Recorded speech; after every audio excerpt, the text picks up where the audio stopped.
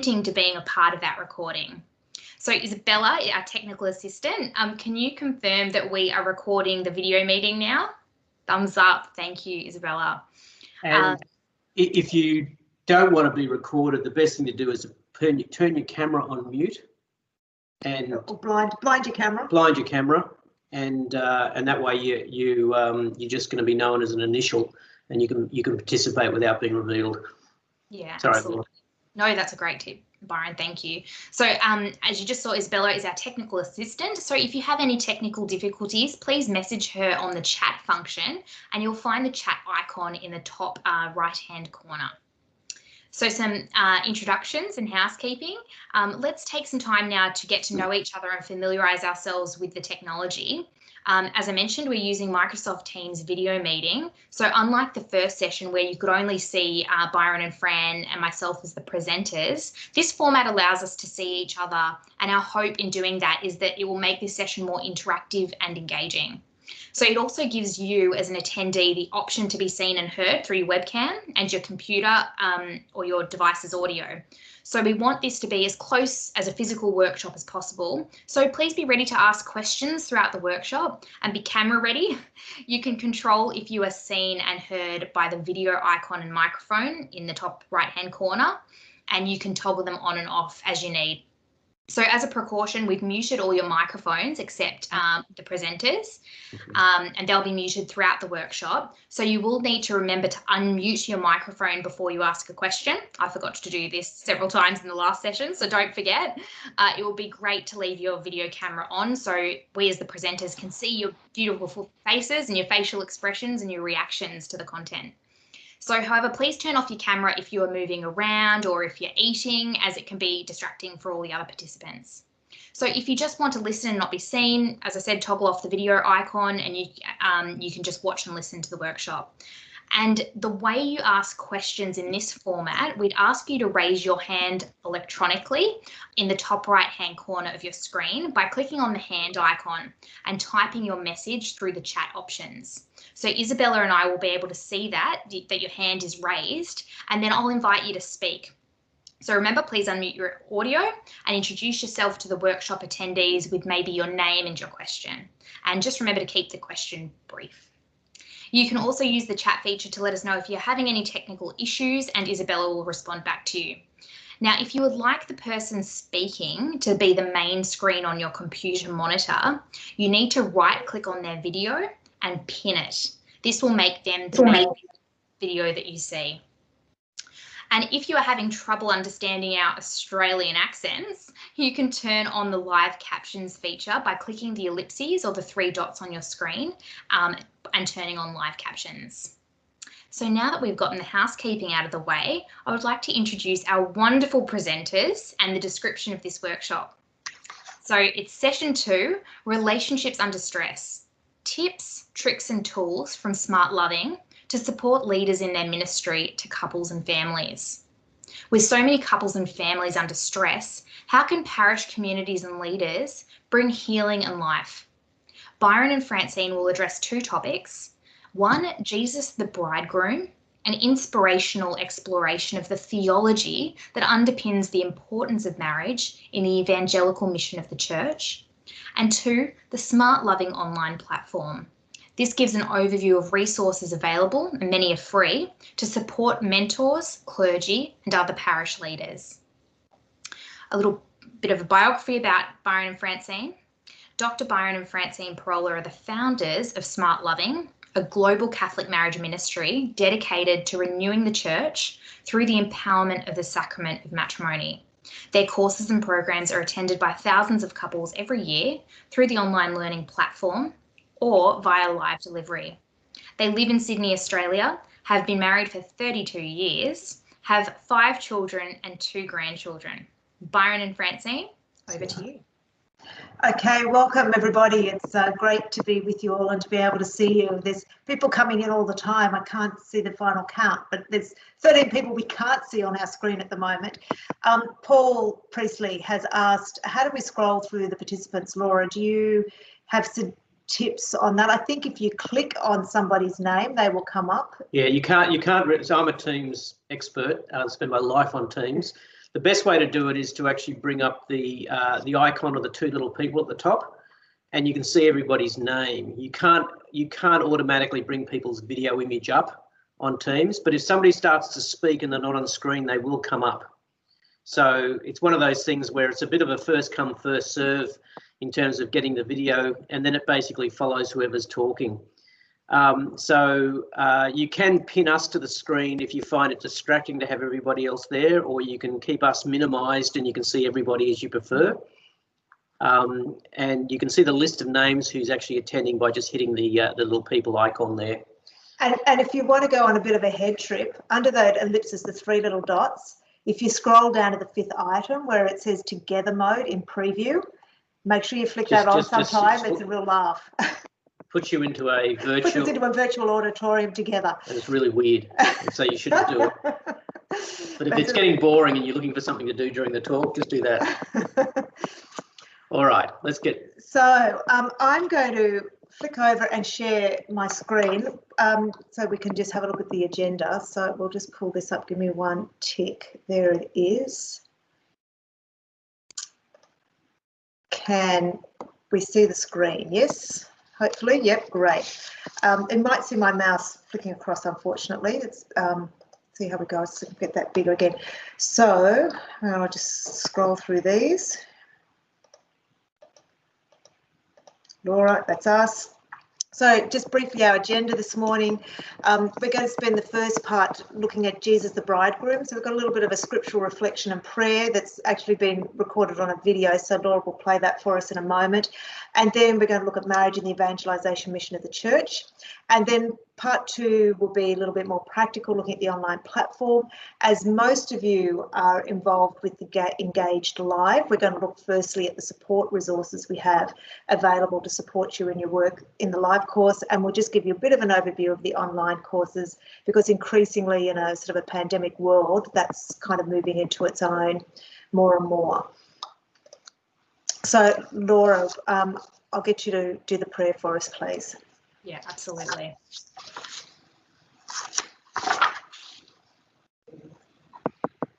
Just one moment, sorry.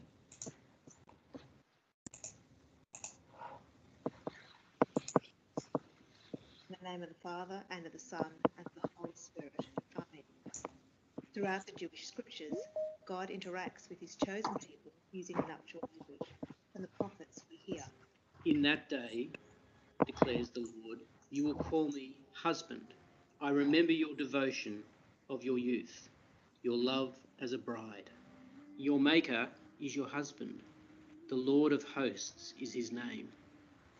The Song of Songs is understood by the Jewish people as a love song between the Lord God and his bride, Israel, who, like a bride betrothed, awaits the coming of a bridegroom and the fulfillment of the covenant. Make haste, my beloved, and be like a gazelle or a young stag upon the mountains of spices.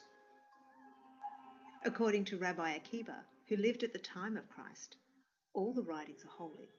The Song of Songs is the Holy of Holies. This was the scriptural backdrop in which Jesus lived and preached. Jesus spoke to them in parables. The kingdom of heaven may be compared to a king who gave a wedding banquet for his son. Once a maiden had been chosen and a young man's marriage proposal accepted. The couple would sip from a cup of wine to formalise the betrothal. They would not at this time live together. When his mother Mary had been betrothed to Joseph, before they came together, she was found to be with child by the power of the Holy Spirit. Departing, the groom would return to his father's home to build a room for them to occupy after the wedding. There are many rooms in my Father's house, and I'm going to prepare a place for you. The word for room in Hebrew is huppah, and even today, Jewish couples still marry under the huppah. Meanwhile, the maiden would veil whenever she went out in public to signal that she was betrothed and to avoid the possibility of her groom seeing her face before the wedding night. It recalls the veiling of the Holy of Holies in the temple and signified that she was set aside for a holy purpose. Uncertain as to the precise time her groom would come, she kept a lantern lit in her window to signal her readiness. The kingdom of heaven will be like this. 10 bridesmaids took their lamps and went to meet the bridegroom. When the huppah was ready, word would be sent to the bride, who would undertake a ritual bath and be prepared by her bridesmaids, usually 10 in number. Husbands, love your wives as Christ loved the church and gave himself up to her to make her holy, cleansing her by washing with water through the word, to present her to himself as a radiant church, without stain or wrinkle or any other blemish, but holy and blameless. The groom would don his wedding robe, a seamless garment of quality linen. When the soldiers crucified Jesus, they took his clothes, dividing them into shares, one for each of them, with the undergarment remaining. This garment was seamless, woven in one piece from top to bottom. A groomsman would announce the imminent arrival of the groom at the bride's home by blowing a shofar. John the Baptist answered, I am not the Messiah, but I have been sent before him. He who has the bride is the bridegroom. Then, processing back to the groom's home, the bride and groom repeated their vows and drank from the same cup to seal the covenant of their marriage. Drink from it, all of you, for this is my blood of the covenant, which is poured out for many for the forgiveness of sins. The couple then retired to the huppah to consummate their marriage with the one flesh union. This is my body, which is given for you. Over the next 7 days, the couple remained in the huppah while the celebrations continued, making it entirely possible that the wine might run out. When the wine gave out, the mother of Jesus said to him, They have no wine. Messianic prophecies predicted that the coming of the Messiah would be evident through abundance. When Jesus provided wine at the wedding of Cana, his first recorded miracle, it was of exceptional quality and volume, identifying him as the promised Messiah, the long-awaited bridegroom. Everyone serves the good wine first, and then the inferior wine after the guests have become drunk. But you have kept the good wine until now. Heavenly Father, you have blessed us with so many good things, among them the great gift of marriage and family life, which illuminates your urgent longing to be one with us. Protect our marriages and families and help them flourish. Lord Jesus, you called us into love, to enter deeply into relationship with you. Through the Sacrament of Matrimony, you mission couples to be a witness of your eternal longing for union with us, your bride. Holy Spirit, come into our lives and into our hearts. Come now and pour out your grace and abundance, that we may hear and receive the nuptial mystery. Come, Holy Spirit, come now. Come as you will. In the name of the Father, and of the Son, and of the Holy Spirit. Amen.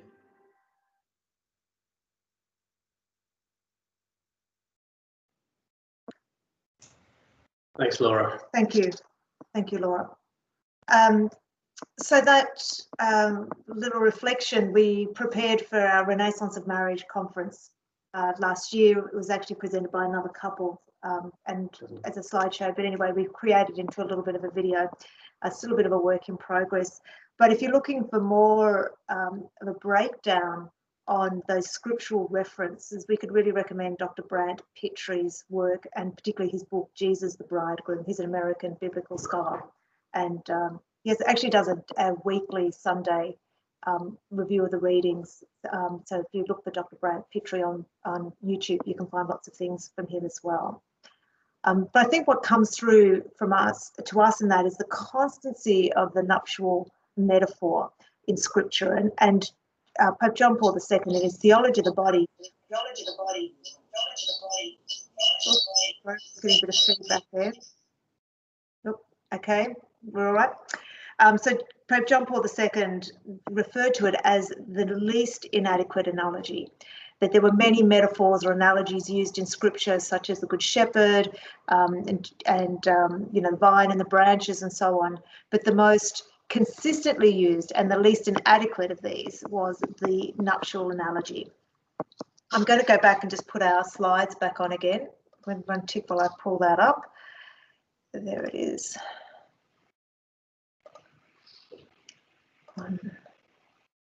Okay, so can we see the slides? You might want to pin, if it's not large enough for you, might want to pin it. And just go on to this here. Okay, so looking a little bit more at Jesus, the bridegroom, we thought we'd just go through how the sacraments are really as a courtship ritual, that in the tradition of the Jewish people at the time of Christ, that the readings and the things and the stories of Christ really need to be interpreted in the context of how his audience would have received them. And then from this, the sacraments are actually map that kind of courtship ritual of the Jewish people. So we like to think of the baptism as kind of like the betrothal. It's binding. It was considered binding and irrevocable, but it was not yet, the marriage was not yet consummated at that time. And in some ways, this is a similar thing that happens in baptism. Through baptism, we become eternally the son or daughter of God. So the symbolism of the waters of birth has that born again, that cleansing from sin. We're born again spiritually as the son or daughter of the Father. I often reflect actually that when you think about the ways that we become a child, we're either begotten by our biological parents, or we're adopted. But the other way is that when we marry into a family, so when I married Byron, his parents became my father and mother-in-law, but they also, in some ways, I became their adopted daughter, and similarly, Byron became the adopted son of my parents. And so we sort of take that analogy into the spiritual life to just sort of gain some more insight on that. In some ways, we're called into a marriage with Christ, and so his parents, Mary and God the Father, also become our parents, our spiritual heavenly parents. The modern day equivalent, of course, of the betrothal ceremony is the engagement. In our tradition, it's not legally binding, and I suspect this is partly the way it's evolved because the couple has largely discerned whether to marry on their own, and there hasn't been that sort of communal discernment that was very typical in the ancient Jewish times. Do you have anything you want to add on that? If someone has a comment, by the way, at any stage, please, Abba, you want to give us a comment on that? Just unmute your microphone. There we go. No, still on mute, Abba. Unfortunately, we can't unmute you. You have to unmute yourself. So if you right click, I think you can unmute. If you scroll over your screen there.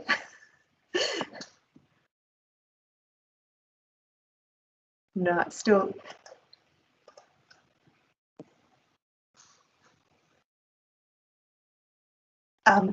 Laura, do you have some instructions for Abba on how to unmute, some suggestions there? Yeah, what you can do, Abba, if you can't figure out how to unmute, just type your instruction in the chat in the conversation, and I can ask it to Byron and Fran for you. So if anyone has any questions, you can do it two ways. Abba, you can also go straight up to the top right of the corner. You'll see a little microphone there. And if you click on that, that toggles between mute and unmute. Has everybody found that? If you just so that when you need it, make sure you can find the unmute button. You also might have the physical mute on your keyboard mute. Oh, there she goes. Yay. Yay. Finally, technique. Okay, so quickly, you said something about the engagement, which in African culture, at least in the Ghanaian culture, there is this communal discernment. So before you get married, there's the knocking ceremony. And the knocking ceremony is sort of the alarm bell, for want of a better word, that David's family has come to ask for my hand in marriage before the actual marriage happens. And then the two families get to know each other. And at this celebration, it's also a time for discernment. It's a time for people to bring up stuff that, oh, well, Abba's family are litigants, or David's family are such and such.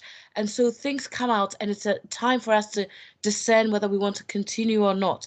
So I think it's not completely gone in modern day. So that's what I wanted to say. Sorry. For those who know me, I have got a wicked sense of humour, so you've got to tolerate me a little bit. But we have a similar tradition in the Australian culture. It's called the knocked up ceremony, where the which often leads to marriage, but not in any sort of useful sense. Anyway, sorry, I couldn't help myself. Do you want to explain what knocked up is? That might not translate. Well, no, I think the British know what knocked up means. Yeah, they do. Okay, thank you, Peter. we share many cultural roots, including your comedy channels. Okay. Sorry, I apologised ahead of time. I'm terrible. And also, look, Paul's just written in here, Brant Pittry's books can also be heard as audio books on Audible. Thank you. Yeah, he's a really, really good writer. That's how I read everything, is I actually listen to it these days while I'm in transit. Okay, so let's keep moving. Okay, Sacraments is courtship. Let's move on to communion, and this is the wedding. And we're often struck by how little boys and girls dress in wedding attire when they come to make their communion with the Lord. And literally at First Holy Communion, it's the first time that we become one flesh with Christ. And of course, that is renewed every time that we receive the Lord in the Holy Sacrament of the Eucharist. The veils, which are very common in at First Holy Communion, are also common at weddings, and also very common with the tabernacle. So which recalls, and I just pulled out a couple of pictures just to illustrate how some of the connections of the traditions come through. So this is a picture of a Jewish huppah. I think that's how you say it. This one, I like this one because it actually is a prayer shawl. So you can see the fringes on the end. This is a more traditional looking one with the blue. The blue stripes is a very typical. It was created, apparently, the dye from a very rare sea snail or land snail or seashell or something. And the fringes were really quite significant. So if the little tassels on the ends, those little long ones, the bluish ones there was a specific number of threads in it, I was reading today, that represented the number of laws in the Torah. So the prayer shawl had great significance. And if we recall that beautiful story of Christ walking through the crowds and the woman who'd been hemorrhaging for 12 years, and she just reached out to touch the fringe of he was probably wearing a prayer shawl, and she was probably touching the fringe of one of those sits, they call them. Here's another one with the Jewish couple with the prayer shawl actually so around their shoulders, quite beautiful. But look at how this has been taken into our Catholic architecture. This is the Baldacchino in St. Peter's of Rome. And the definition of a Baldacchino is that a canopy, so it's referencing this four-poster, which of course the other place we have four posters is in the bed. So that the altar of the Lord is also the nuptial the place of nuptial union with Christ. This picture here is from our local chapel from the convent just up the hill from us, where I sometimes go to morning mass. Unfortunately, not during the pandemic, but again, very beautiful with the angels on the four corners there, and which just record the Ark of the Covenant. This recreation picture here, and this is a recreation of the Temple of Jerusalem. So this whole Holy of Holies. That kind of symbolism is so richly has been adopted into our Catholic traditions as well. So there we go. There's a Catholic version that I found that's very specific there. Yes, if you find the next one. So going back to sacraments of courtship, the confirmation is the third sacrament. And that's really, when you think about even just taking the plain meaning of the word confirmation, what do we mean by that? So if we're looking for confirmation, we're looking for evidence, I suppose, that the one flesh union has occurred. And so in the church, in confirmation of the church, we're looking for the fruitfulness, the spiritual fruitfulness, and there's a lot of emphasis on the fruits of the Spirit in the sacrament of confirmation. So we look for the evidence of spiritual fruit in the person's life. And in marriage, the most common and I guess blunt evidence of the fruitfulness is the pregnancy, and that was kind of always the very undeniable evidence that the couple had in fact consummated their marriage. very, very conscious, of course, that there are a number of couples that have been unable to have their own children. And I guess, this mystery really points to why that is so painful for couples and how we must never take it for granted. And it also draws our attention to the importance of the church's teachings around contraception, and that we're always very much struck by, when we procreate a child, it's not just us. I bring an ovum, Byron brings a sperm, but the soul of that individual child is provided by God. And so the presence of the Holy Spirit in the marriage and in the fruitfulness, not just exclusively through the procreation of a child. There's obviously lots of ways that a marriage can be fruitful, but it's very explicit in that procreative act.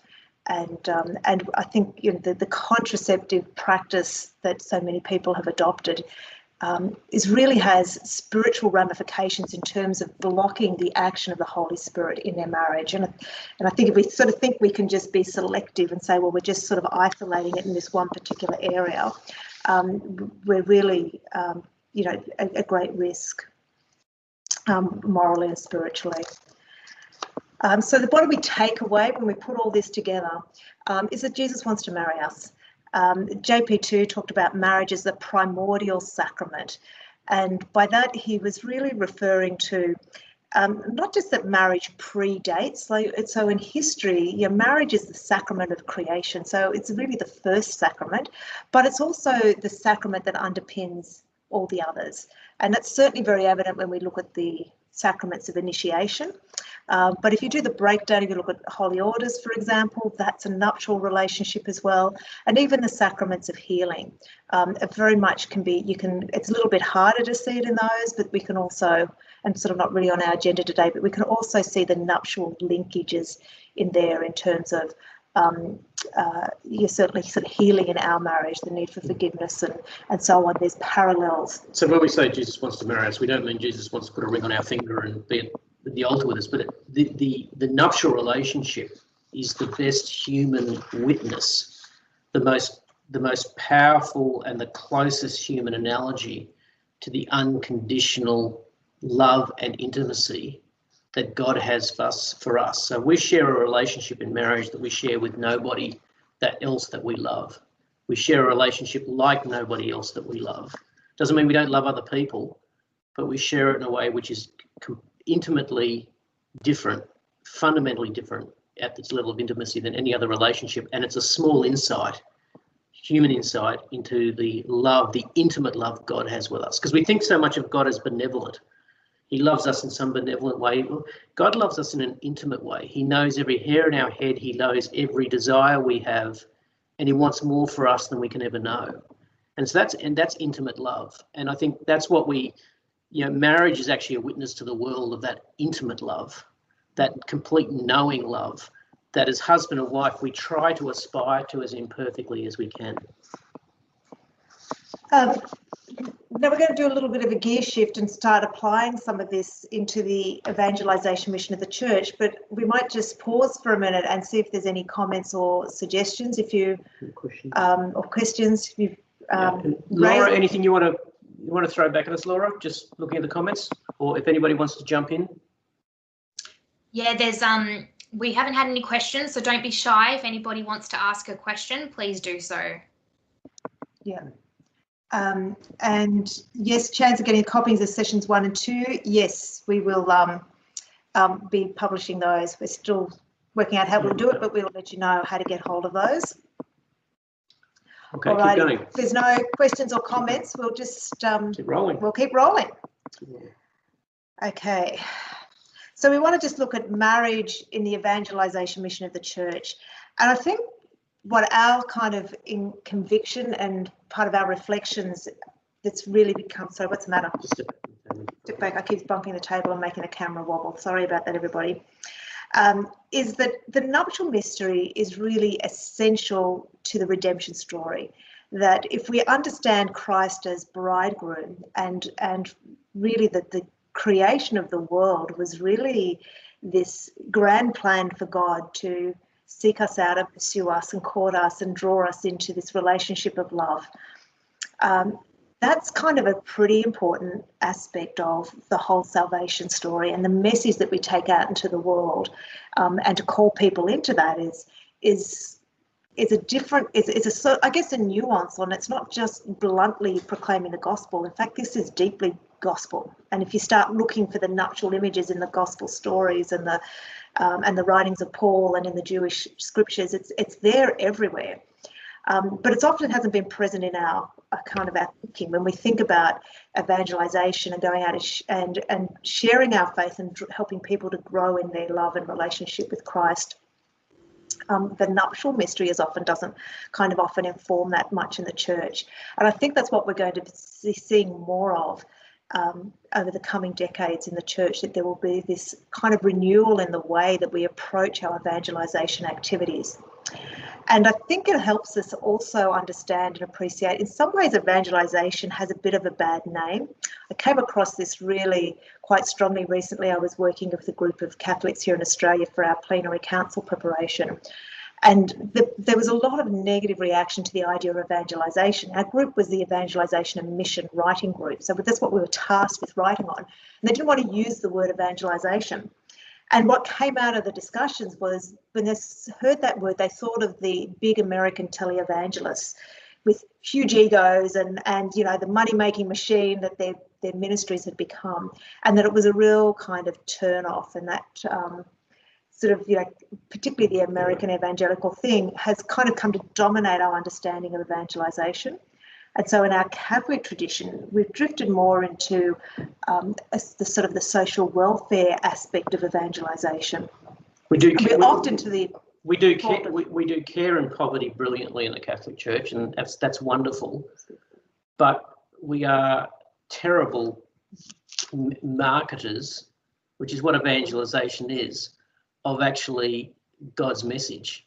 We witness it well, but we're terrible at speaking it as a generalization. And evangelization is done through witness and through also just sharing our lives, sharing our journey. And so we think of evangelization as preaching from a street corner and yelling at people, or standing in a pulpit and thumping it. Well, that's not what evangelization is. But the notion of evangelization is actually the mission of the church. That's what we are here for as church. And I guess the mode in which we should be evangelizing is the same way, if you think about when we first fell in love and we got engaged and we were so excited and full of joy and we just wanted to share it with everybody. That's the kind of space we want to be in when we go out to the world to share our faith with the world. It's not about, trying to, just get the numbers or feel good about converting someone. It's actually this overflow of joy and grace that is manifesting in our lives through our relationship with Christ, that is bringing us so much joy. So the mission of evangelization is to help people encounter God. Yeah. God is love, and the primary way people encounter love is by experiencing love. And so here we are as married people who are supposed to have the most intimate, the most powerful human expression of love, which is a person gives their entire being, their life commitment to the other person in a way that we don't do it anywhere else in our community. The commitment we make to each other is distinct and unique from every other relationship we have.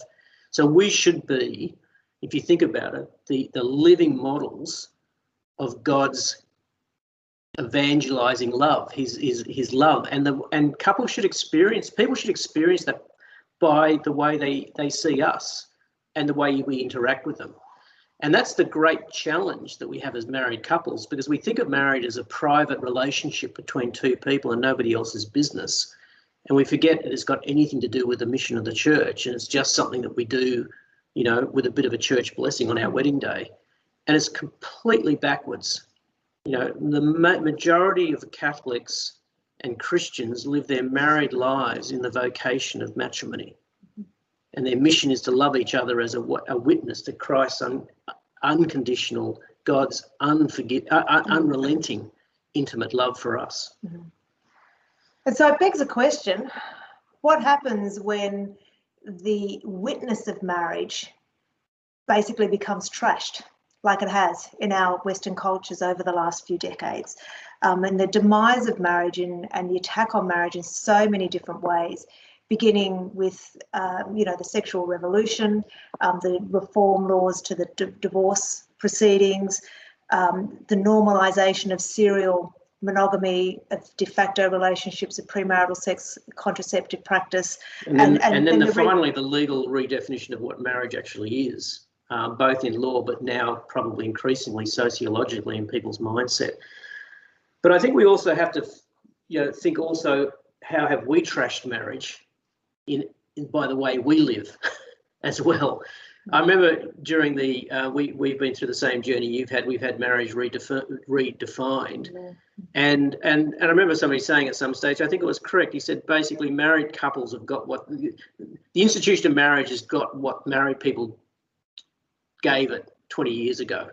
We trashed its meaning, and so why are we now upset when people have redefined or just think it's meaningless?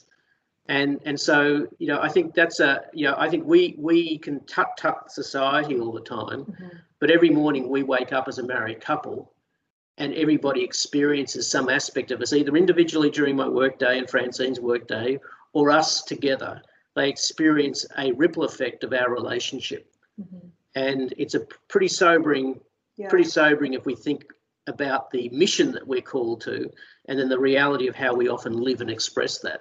So it's an external cultural thing, but the culture starts sometimes and very powerfully with what happens in our own home.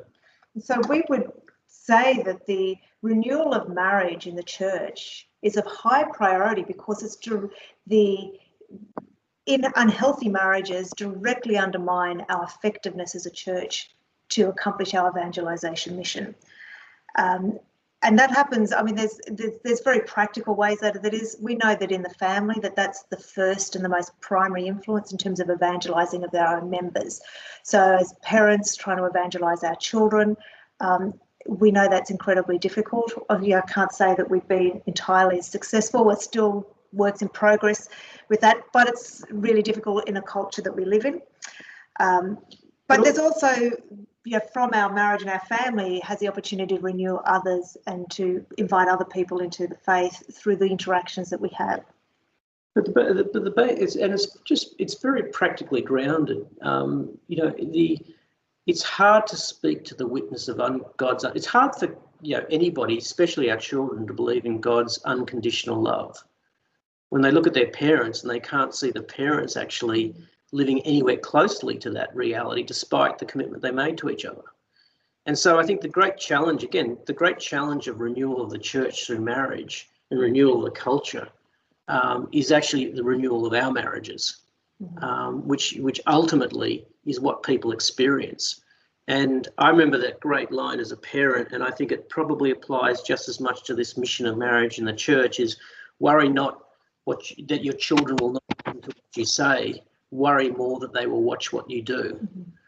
I remember the Catholic priest who married us used to say it's not until people look at Catholics and marriage and their marriages and say, I don't understand their faith, but I want what they have, that they will come to us. And I think that's a constant reminder of this for us. It's central to the mission of the church. I think we're all well aware of the sociological impacts of marriage decline, the fallout sociologically in terms of the kids' educational outcomes, their mental health outcomes of the families involved and so on. That's well documented. But we often don't take into account the spiritual costs of marital failure. So the intergenerational fatherlessness that many children grow up with, we know, and we've known it for decades, that our capacity to relate to God the Father is directly related to our experience of fatherhood in our own lives. We've got generations and huge numbers of children growing up without ever even knowing their natural father, let alone having a meaningful relationship with him. How it's so much harder for them to believe and to establish a healthy relationship with God their Father. We've had conversations with kids, from family members where the parents divorced and trying to support the children, and we can see they're thinking. Mum and Dad are saying to them, "Well, we might not love Mummy and might not love Daddy, might not love each other, but we'll always love you." Well, that just doesn't make sense to them. They're saying, well, you loved him once and now you don't love him anymore. Why should I trust you when you say you'll love me forever? And so it undermines their confidence in the permanence and the reliability of God's love if the best of intentions in their parents is not sort of carried through. So the loving, stable marriage predisposes us, and also even as husbands and wives, the experience of love within this marriage predisposes us to be open and to receive and to enter into the mystery and to go to that sort of deeper reality of being in relationship with Christ as our bridegroom. I was very much aware that in my spiritual journey, that it was through relationship with Byron that I really started to grasp and get my head around, if you like, and my spirit around this nuptial relationship with Christ. That I had always had a beautiful, loving relationship with my father, so I'd never had any difficulty encountering God the Father. But it's really through our marriage that the doors of understanding, this nuptial relationship with Christ that really was able to grow. And I guess we don't need to say it, but, this is the battleground, the spiritual battleground that, Satan hates marriage because of its relevance and pulls out all stops to undermine it. Do you want to speak to this one? So just think about marriage. Sorry, have you got a question or a comment? Yes, please. Can I just mention Elizabeth, the work of, can you hear me? Am I unmuted? No, go ahead. Okay, so you mentioned something about the spiritual cost of marital failure, and I think that's actually very important for us in England because we are a fatherless nation, so very much like Australia and in the world, we are becoming more and more, with the redefinition of marriage, a fatherless world. But there's so in light of what you've said, I just wanted to mention a book in my study at Maryvale, which was very interesting work by a lady called Elizabeth Marquardt, who is a product of a divorced relationship, a product of a divorce. And she's done, I think, if not the greatest work on looking at the lives of divorced children or children who've come out of a divorce, but from the eyes of the children. Because up until this point, a lot of stuff about divorce, oh, well, it was amicable, blah, blah, is from the perspective of the adults.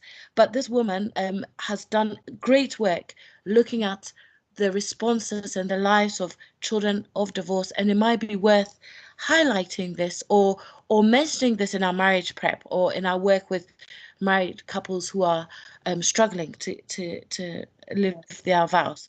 So just wanted to throw that in. And also on the point of spiritual warfare, I think when we look at the message of Our Lady of Fatima, she does say that the final battle between Christ and Satan will be over marriage and the family. And I think we are experiencing this in the 21st century. So thank you. Thank you. Yeah, not just Our Lady of Fatima, but other as well, Akita and so on. She's told us many times to be prepared for this. Any other thoughts before we move on? Anybody have any? Deborah, yes. Oh, just unmute. There we go. I'm still muted, Deborah. Still muted, Deborah and Tim. Might be this one. Yeah, there we go. Got you. Is that okay? Yeah. Right. Yep. It's just a practical question, really. And if you're going to cover it, then just tell me. But yes, I have a great heart for marriage as evangelization through marriage. But a lot of experience of priests being afraid to mention marriage because they look into that congregation and they know about the pain that's there. That's also my experience because I know so many good people and work with so many people who've suffered and for whom now, if I sort of mentioned what was going on today, it would be too painful. How do you cope with that? Those people for whom it feels as if it's too late, if you understand what I mean, people whose marriages have completely broken down, who are so many in our congregations and among our friends. Deborah, you just have to meet people where they are. I mean, people don't need to understand the theology of marriage to live the theology of marriage. In fact, the theology of marriage, it wasn't written down, it was revealed, through people's life experiences. So I think, in our roles, it's important that we're informed and we're skilled to be available to them as best as we possibly can. But then the challenge is just to meet people where they are. We don't, this sense of, that Francis has brought to the church, I think, is a very powerful one, which is accompaniment. We're just called to walk with people, and I think, to be honest, just be who we are. We give enormous permission and hope by who we are. I don't know if you've ever had a dinner party where, you've had different couples at dinner, and some of them leave you inspired and uplifted just by their presence and the way they interact with each other, and you subconsciously think, oh, they're great, I wish we could be more like them. And other couples where you mightn't say it, but they walk the door and you think, oh, wow, that was, thank God that's not us.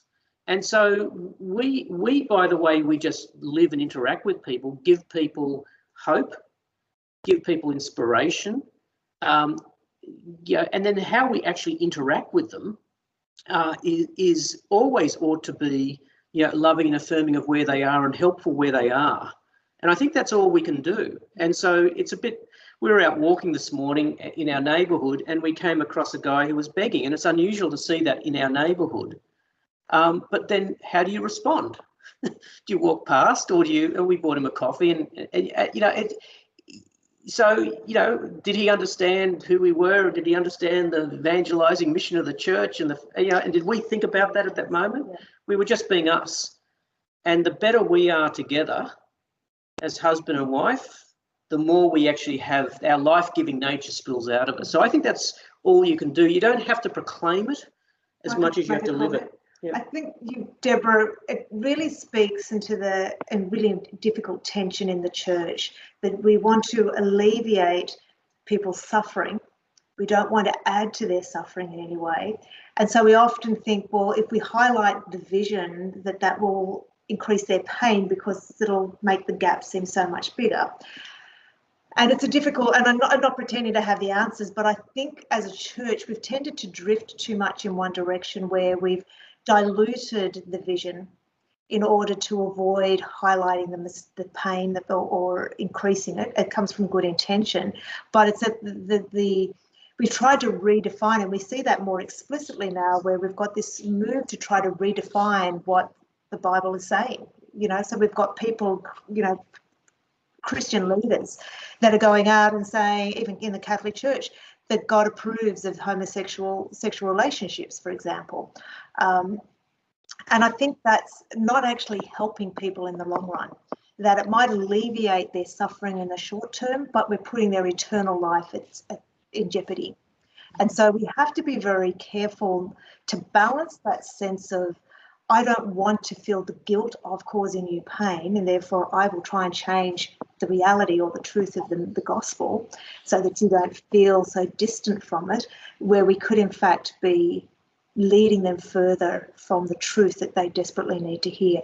It's not easy, and I think we have to be reflecting deeply on ourselves and what are our motives. I think often, it's our discomfort with the fact that this person is in crisis and difficulty and suffering, and we want to help. It feels better for us to be able to alleviate their pain, but sometimes alleviating the pain now causes more pain later on.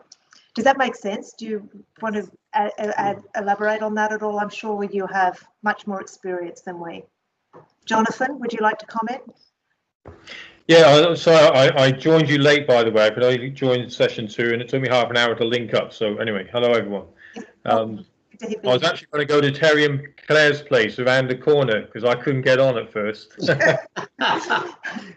ducked a bullet there, Terry and Claire.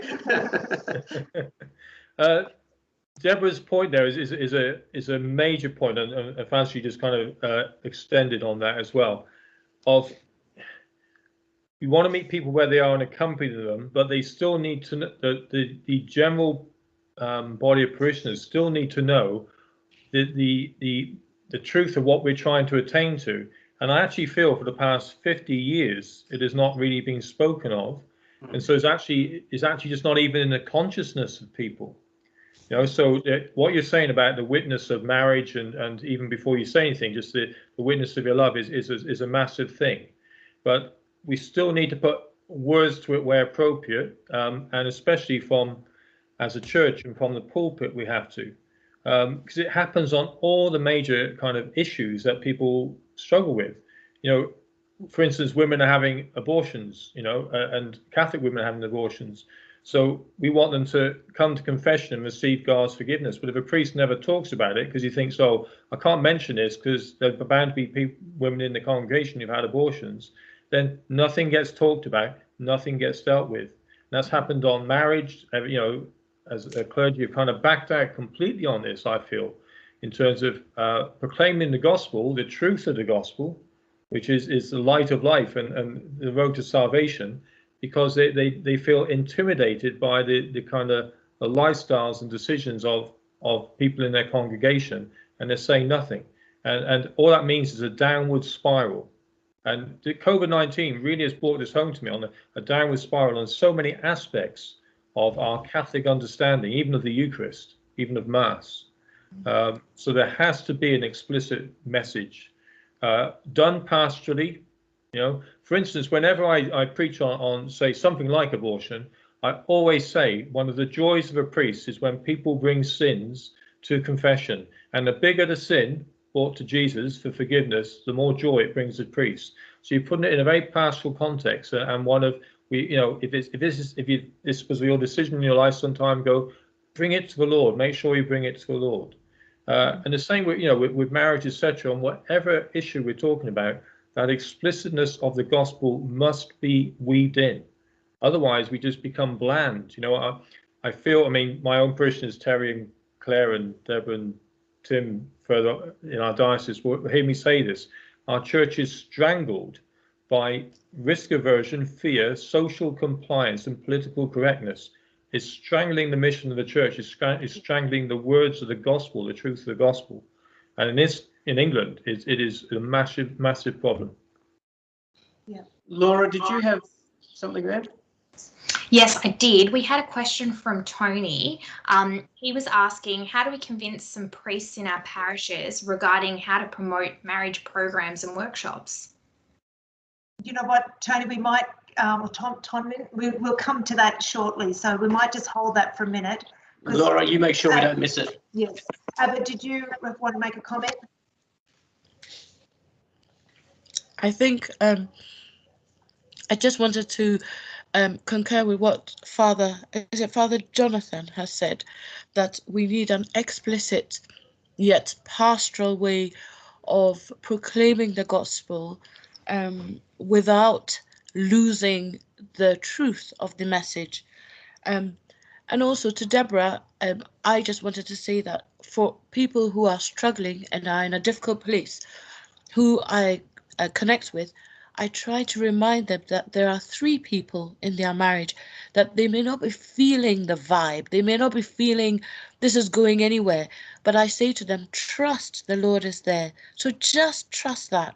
It may not feel right, it may not feel good. There is help, breakthrough and all of that, but trust that grace is at work, even if we don't feel it. Thanks, Abba. If I could just tell a story of hope that speaks into this. One of our mentors here recounted she actually has a same-sex attracted brother, and their parish priest preached one weekend on same-sex marriage and relationships, very sensitively. I've got to find out what he said. I think it was when there was the reading was Sodom and Gomorrah or something. And there was a lesbian couple in the congregation who'd been coming to that parish for some time. And they approached him afterwards and thanked him for speaking and asked him that they felt uncomfortable about what they were doing and would he please help them put their life right. And I just tell that as a story. I mean, he obviously was very skilled in the way that he presented the message, but we often don't think about the cost of our silence. Like, what if he'd chosen not to speak about that? What if instead he'd diverted it onto something else? That couple wouldn't have heard that life-giving, life-saving message. And so we need to always counterbalance our fears about causing offence with what might our silence cost somebody. The last point I'd make, and it's a great topic area, Deborah, because this is how do you move people at all different stages of the journey. One of the great things I think you need to watch for is there are teachable moments around you every day. And it's like if you're a parent, you realise this, and you can be too busy, or in some of these topics, not courageous enough to step into the teachable moment. And one of our Renaissance of Marriage conferences several years ago, the most powerful talk given at that conference was by a celibate Christian brother on the topic of parenting. Now you think, what the hell would a Christian brother know about parenting? But the fact was he taught kids every day of his life, his adult life. So he actually knew a lot about raising children, but not through the lens of a parent. He said, the problem with you parents, he says, every time your kids ask a question, like the big question, like why can't we sleep together? You jump in and you answer the question. He said, they don't want your answer. They want a conversation. They want an exploration. They actually know the answer. You just have to sit with them in the space and help them discover the answer they know they have. And I think this is the tension we have. We're either too terrified to answer, so we let it go past, or we're too busy to notice sometimes, or we think, aha, here's the moment. Let me start with Genesis, and I will teach you everything you've been needing to hear for your entire life now that I've got you. And sometimes it's just be present and let them, that's a Socratic method of teaching, which is by asking questions. Why do you ask that question? Right? Don't presume you know. So I think that there's teachable moments all around us, and sometimes they're from a pulpit in a very clear way, and sometimes they're literally in the shopping centre when we bump into somebody. So are we okay to move on? Yep, I can't see any more hands up. Okay, great. So just thinking then about taking this into parish renewal, particularly because we're very big advocates that we think that renewal and revitalisation has to happen at the local level. Though many of you know that we have a global ministry, we've got sort of online programs that have been broadcast throughout the whole world, and the couples are engaging with that in different capacities. Our vision is always about how can we support the resources and resource parishes to be the front line of this work. And our strong instinct is that we need to start with marriage preparation. That wasn't where we started in our ministry. We started 30 odd years ago in marriage enrichment, and we got drawn into marriage preparation mostly because of the couples who were coming to our marriage seminar were saying, we so should have learned this before. You need to be doing this for engaged couples. This needs to be happening before people even get married. And so we've kind of just been sort of pushing back down the line. But I think that's practically, it makes most sense because there's already a culture in the church and I guess a receptivity that this is the normal practice, is that at marriage preparation, this is something we do and this is something we focus on. So I guess it's just sort of, there's less barriers to entry. Well, it's also, again, it's a teachable moment. Because a married couple, anyone who's done marriage prep knows this, these engaged couples are absolutely inspired. They love each other to death and they want this marriage to work. They love each other to life and they want this marriage to work. And so they are absolutely hungry to know, in a way that a dumb old married couple like us is just too exhausted or too scared to actually unpack, too proud to open the box and look. Well, they wanted the biggest box of ideas and tools, etc. So you've got a natural teachable moment there, and back to your point, Father Jonathan, if at that moment we don't serve them up the best we have, and we shortchange them because we're either incapable or too afraid or too timid to give them the vision, then what have we just done? We've got a teachable moment and we basically shoot low. And so, marriage prep is one of those natural moments because there's nothing they won't do for each other at this point. And so the best time is to equip them. So we think that's a really important and simple entry point because it's an existing need. just going to try and adjust this a little bit because there we go. Maybe just move over. Keep going. But we need to then start with, well, what are we doing in marriage prep? And let's go back to the basics. What are the goals? What are we trying to achieve there? And we think there's three broad categories. The first thing is sort of catechesis. So there's things that we need to teach couples, and that includes the relationship skills and tools and things, and that's where most of the courses tend to focus. But there's also some theology they need to learn. They need to learn about the theology of marriage, the theology of the body, and the theology as it pertains to the liturgy of the wedding. And in this, I think the witness of married couples is particularly important. We want to equip them with high quality teaching resources, and the courses should have practical couple-based activities. Some of the programs we've been invited to review, and we've also, of our own accord, reviewed many courses, and the ones that have the practical activities have the benefit of actually demonstrating the couple and allowing them to experience within the course itself the fruits of actually the processes and the things that they're being taught. So there are some courses that tend to be more of a lecture series, and we would discourage that as a methodology of teaching. The other thing that in the catechesis level that it needs to do is actually needs to be very clear about the commitment they're making. And we sort of roll over that, but actually there's two laws at work here. There's canon law and there's civil law. And civil law basically has made marriage largely meaningless, frankly. It's a temporary contract that only lasts as long as you mutually agree with it. But under canon law, under our church teaching, it's a lifelong commitment. And it's important couples actually understand that, because marriage sort of becomes what they think the culture defines it as. So that's important. Mm-hmm. Evangelisation is often a goal that gets completely overlooked. I know that's certainly the case here in Australia, and one of the things that has really motivated us to pursue trying to lift the standard of the courses.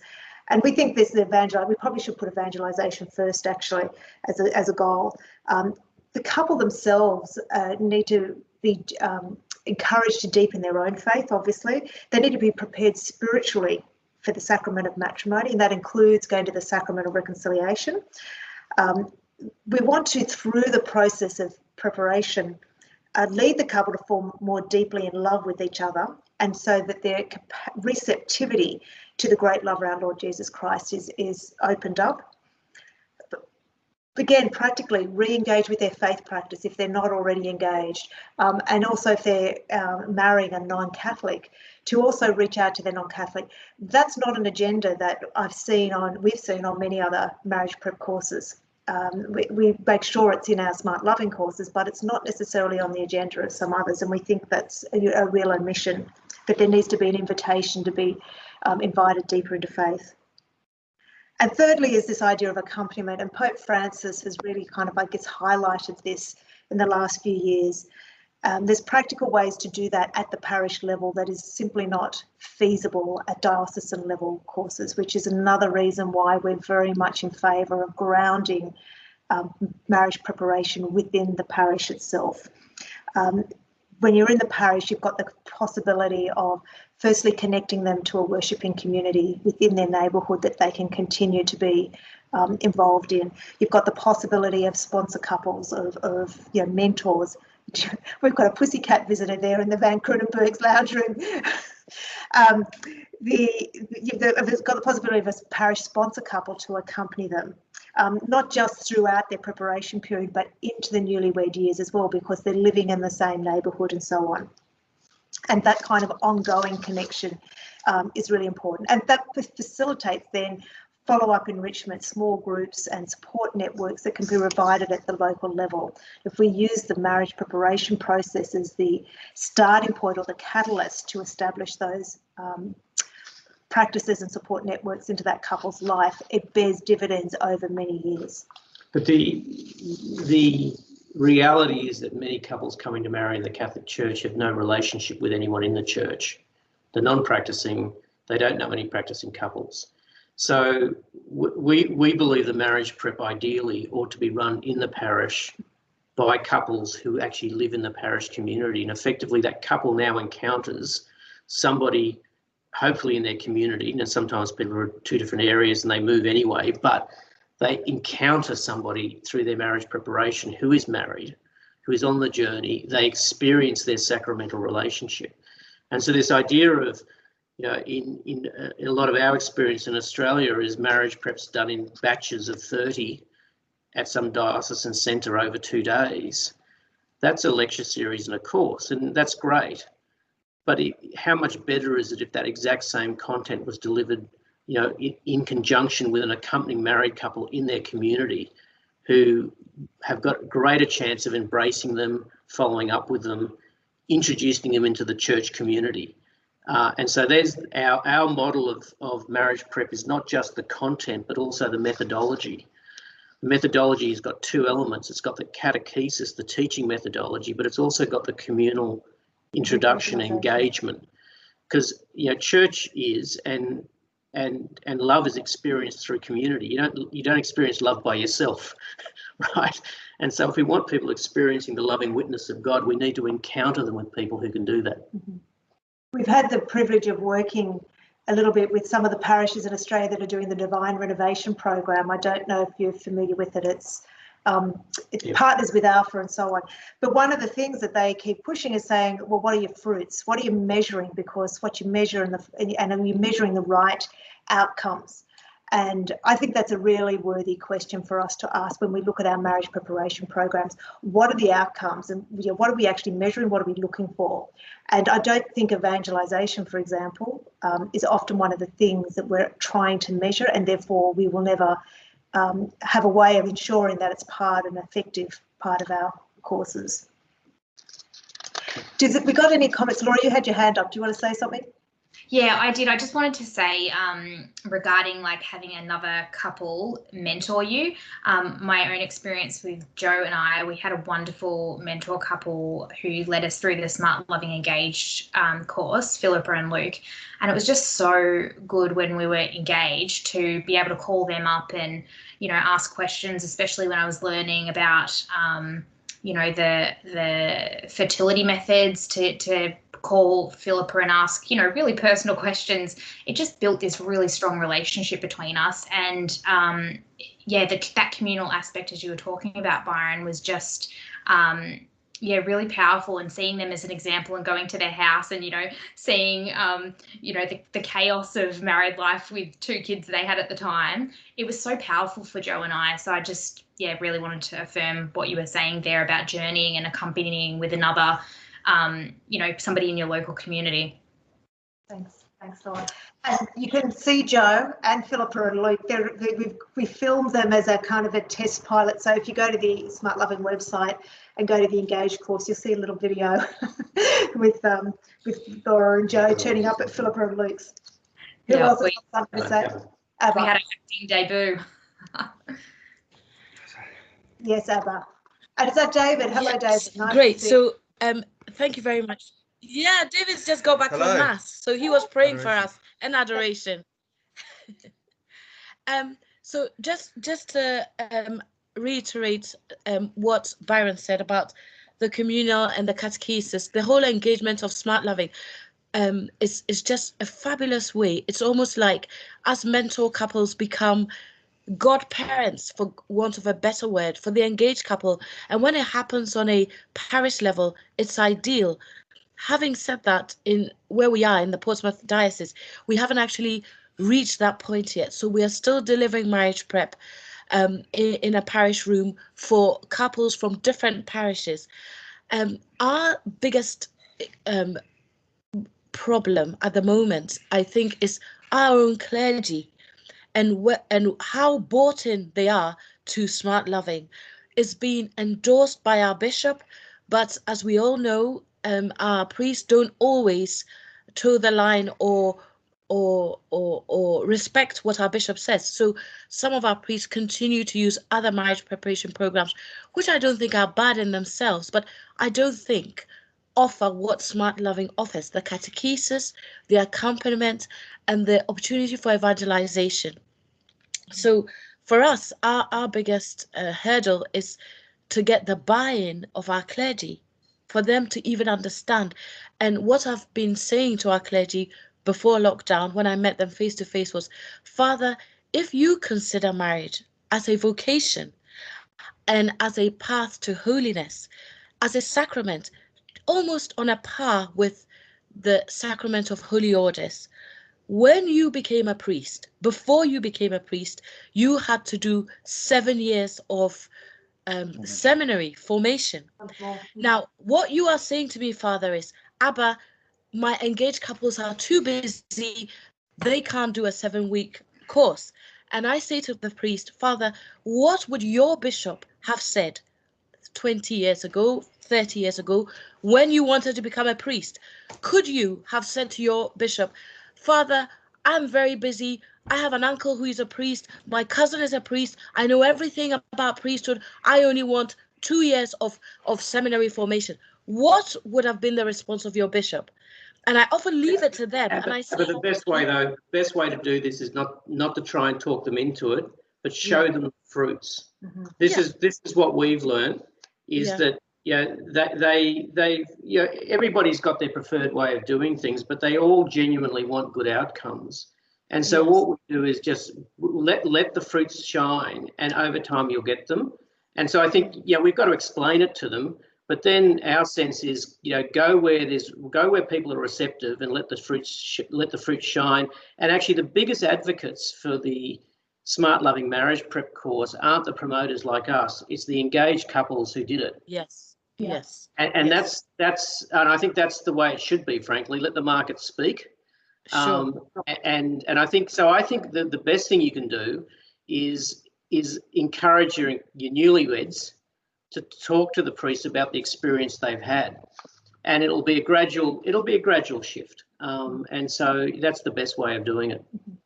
And that speaks to, this is the same topic that Tom raised earlier. How do you get your priests on board? And we think that the testimonial from the graduates is one of the most effective ways to do that. But also, the more married couples that you can get involved in mentoring or in sponsoring through the online course. We'll explain the difference in a little bit. You get the testimonies of married couples and the transformation that participating in this ministry has for their own marriage. I think is also another way to bear fruit. I think Tom just put his hand up again. Or is it Tom? Tonim. Do you want to say something, Tony? Hi, morning. Yes, so I think one of the things that I concur with Abba and Abba, we know the issues we have, but one of the things that currently we are doing in our parish at the moment is we are following obviously the Divine Renovation Program, James Mallon, Father James Mallon, and we are just about to start a whole Alpha program at the end of this month. But one of the things is we had a meeting this week as well, just to discuss, okay, what is there after post-Alpha, because it's more or less to have the Alpha program. But then one of the things that I'm proposing and I'm hoping that we will have is also small groups like marriage prep or even just topics on talking about marriage, because we've just done a program during the lockdown with some parishioners, which is a Pillars program. On the catechism of the Catholic Church. Yes, the response is not as great, but at least having a few people, as you say, and those people then promote the program within the parish, probably that's the way forward. Because again, it's having those small numbers and small groups, and hopefully with those small groups, then you'll have promotion and people will be more aware of what's happening within the parish. But yes, it's within our I would say Portsmouth diocese, which is obviously Abba as I belong to. There are a couple of options couples are offered, which obviously it's good in one way, but also not very good in the other way, because they have what they call marriage care here. And marriage care is a day-long marriage preparation, which is only has maybe an hour just to talk about faith, and everything else is non-faith. So, as you say, preparing people. I mean, we've done a SmartLoving. We've mentored couples using SmartLoving, and we feel it's a good program. And it's just getting, as I said before, getting our priest and also the congregation on board. Because sometimes when they say the program is too long, then you wonder what is too long? Because to be honest, it's not a long program, and that's one that.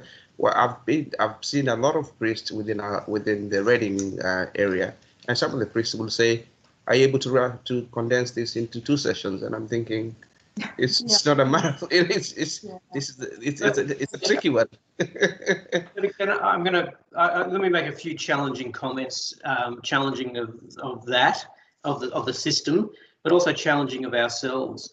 A lot of couples who present for marriage in the Catholic Church don't actually want to do a course. So our poor parish priests are dealing with the whole range of things here. And so our sense has always been a time where we will build what we think is the best possible course, and if somebody else builds a better course, then we will support that. Mm-hmm. So we're gonna do the best we can, and we're gonna offer that. And then let I've getting lots of conversations with dioceses where somebody wants to mandate our course as the only course or this, and I said, don't do that. That's the surest way to make it unsuccessful. Just make it on offer.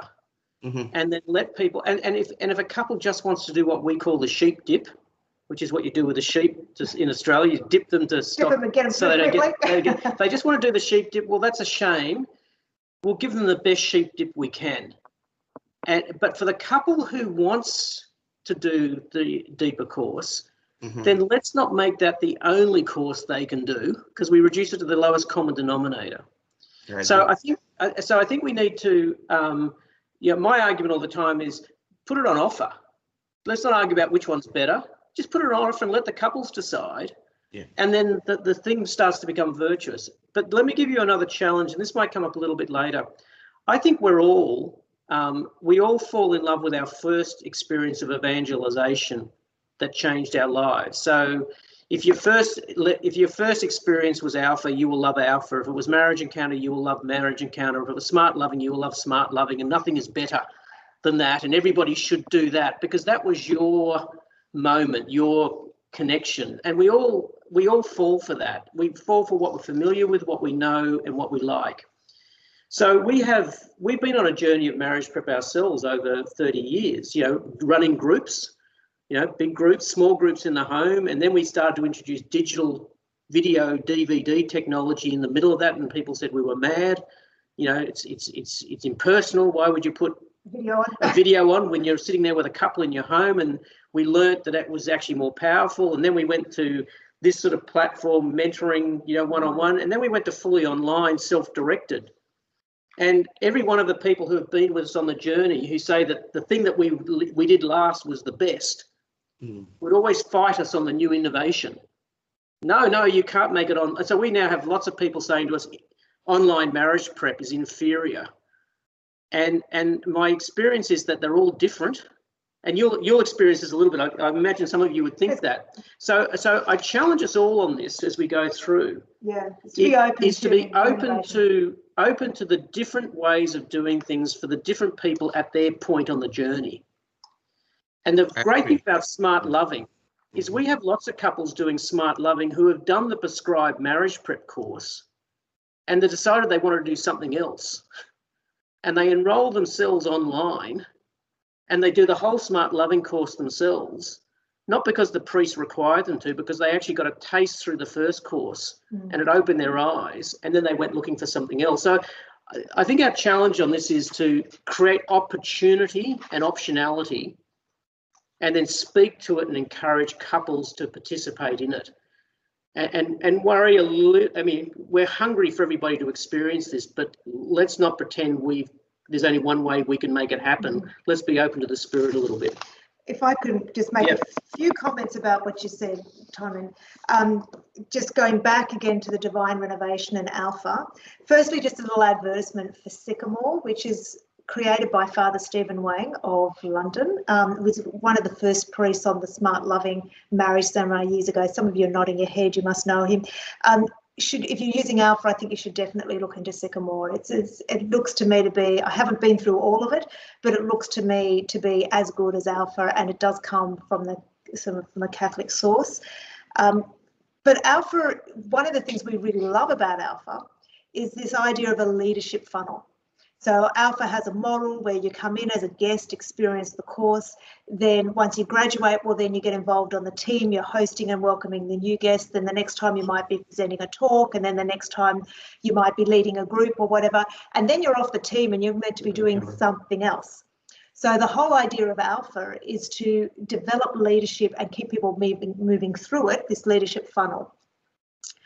We think that's a really important principle, and that's part of what we've taken into our online program development as well, is trying to create an easy way for parishes to use marriage sponsoring as a leadership funnel, to give the renewal to the sponsor couples, so that they then come out at the end of it with their marriage renewed, their faith deepened and ready to go on to reinvesting and doing more. So if you want to build a marriage culture in your parish, an evangelising marriage culture in your parish, the trick is to get married couples to become sponsors or mentors for engaged couples, because that's their leadership formation. And they become formed by actually participating in the course, and they then learn to lead, and that's actually your resource. So this is actually not just, the secret weapon of this is it's a service to engaged couples, but the people who are supporting it actually are going through their own formation and are tasting and are being empowered into leadership at a very simple step. And we've made it really easy now. The platform is so easy. You're not an instructor anymore. You're an accompanier. You don't have to be skilled in presenting complex theology anymore. The technology does that for you. Your job is to be a witness and somebody to walk the journey with the couple. And as Laura said, that's very powerful. Okay. There's no more hands up for the moment, so we might just move through. We're keeping an eye on the time there. So part 2, we thought we'd just go through some of the online resources that are there to support you in what you're doing. Firstly, thinking about Engage Live. We've got our member hubs up there, and I might flick over yet to my browser and show you in just a minute, but I'll just go through some of the things. There's 2 member hubs that relate to the Engage Live program. The first is for the engaged. The films that you use, that you get on a DVD, are there embedded into the member hub, including the Total Gift of Self DVD. They also have a link there to the Wedding Liturgy Planner, which is an online, they can download all the prayers of the wedding, the common scripture passages, and begin the process of planning their wedding liturgy. They also get free access to the SmartLoving fertility course. It's an online course that we created year before last, and there's a forum there. There's not much activity at the moment, but if they want to participate in some discussions or ask a question, we've got the mechanism there. Now, the way they get to that, many of you may not have realised, but in the back of all their workbooks, can you see that on the back page? There is instructions there. It's free.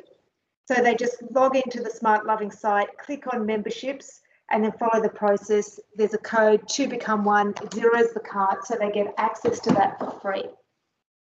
That's always been the case for the last 7 or 8 years, but we know from looking at the enrolments in the membership hub that not many couples who actually do the Engage Live course are taking advantage of the online member hub. They get access for 2 years. So if they want to watch the films again, maybe after they're married, or if they missed a lesson, or they just want to revisit them, those films are there on the member hub.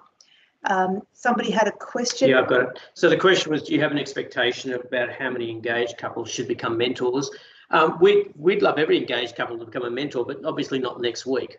So again, this is the likelihood. The greater the likelihood that they become involved in the community, the greater the likelihood we will keep connected with them and therefore become mentors. So we don't really have an expectation that every engaged couple should become a mentor one day.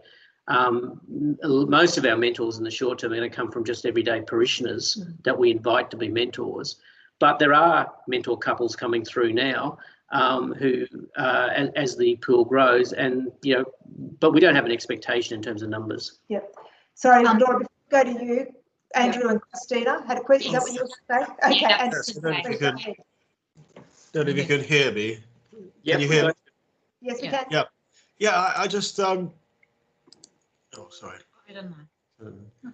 Just looking at the previous list about the importance of catechesis and theology and so forth, and I think already Tony M's mentioned the Catechism of the Catholic Church, and just to sort of say a word for that as a teaching tool. I know it can be very rich and dense, but I think almost like perhaps having it and breaking it open a bit for a group is important. And what I'm thinking of is important next with some other things people have said. And one is that because of people's lack of formation, I think we have to try in a sensitive way and so forth to get people to understand there is the actual teachings of Christ about marriage, about the vocation of marriage, and the teachings that Christ teaches through his church. So, the magisterium in technical jargon. And that is something that God asks from us in getting marriage. Then, in a way, to make a distinction of the theology of marriage. I know the theology of the body is entered into the magisterium, a lot of teaching JP2, but I think to sort of help people to understand that, well, there's the beautiful stuff of, Brad Pitt is brilliant, everything with all the symbols from the scripture and everything. That's incredibly important to enrich one's and to, if you like, expound the teaching of the church. But I think in a way to give them a clear idea as in doing that, these are the teachings, the divine revealed teachings from Christ and through his church about what marriage is and what marriage entails. That this is clear, and using the catechism can help you do that. And then, again, it's not to use here's a list of propositions, da-di-da, but in a way to get that across clearly, then to sort of also help them to understand that, going deep into scriptural exegesis and symbolism can enrich that teaching emerges that. But because people have such a shaky background, I suppose to put it in the other extreme, the contrast would be to sort of a wonderful theological vision, and this is lovely, and but you'd leave out what Christ is actually, what are the things he's asking of us through his church in marriage, and to make that clear. That's all I'm saying. Okay, thanks. Thank you, Andrew. Thank you.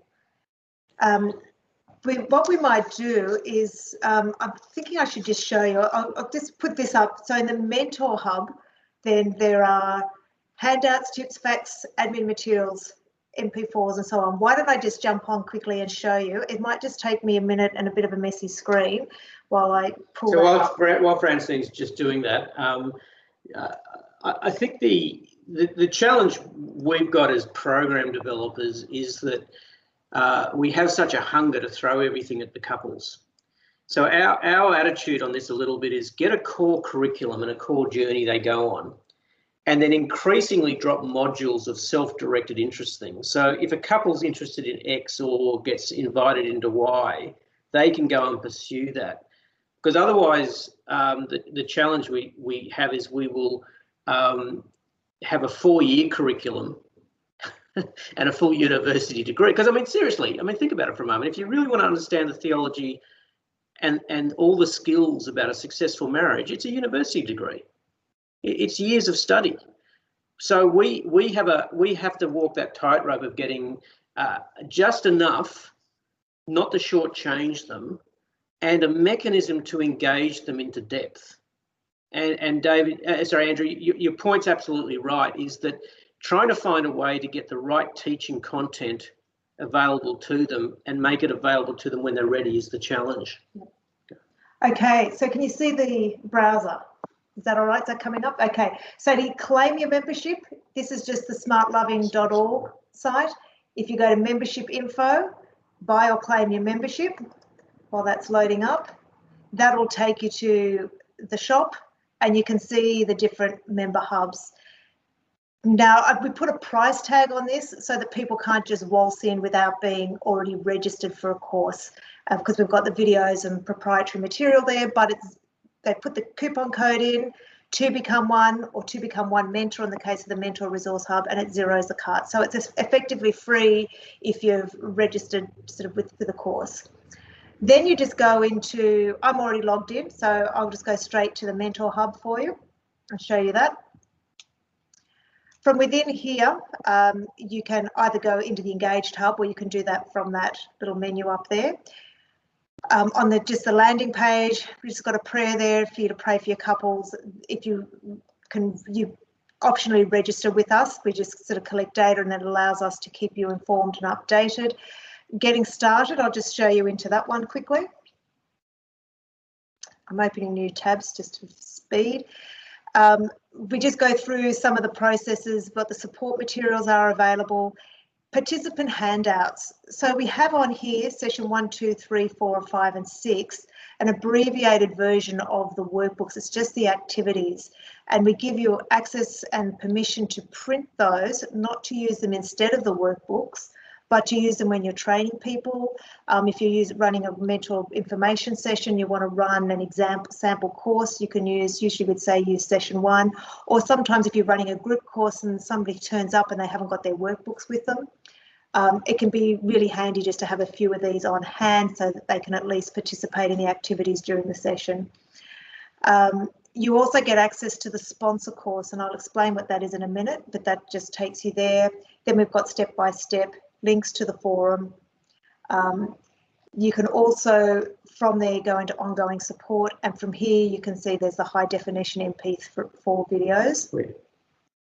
So you need to click into this. That takes you to this page here. No idea what you used to. Sorry, well, you just said where, No, so I was but you better explain where Okay, you're can I go back and Yeah. stay on track? Thank you, darling. Where were we here? Okay, so on this page here, we've got just some admin resources for you. So if you want to keep a couple record, you can download that, or you can fill it out digitally and print it out from there. Feedback surveys, support materials for priests and so on, support materials for regional coordinators. Down here, the DVD files, that takes you to this page here. There's all your MP4s.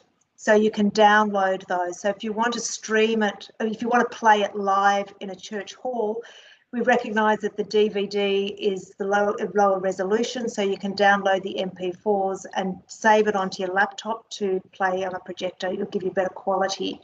Again, that's obviously only for people who are registered mentors. There's the handouts again, more about the forum and so on, information about the imprimatur.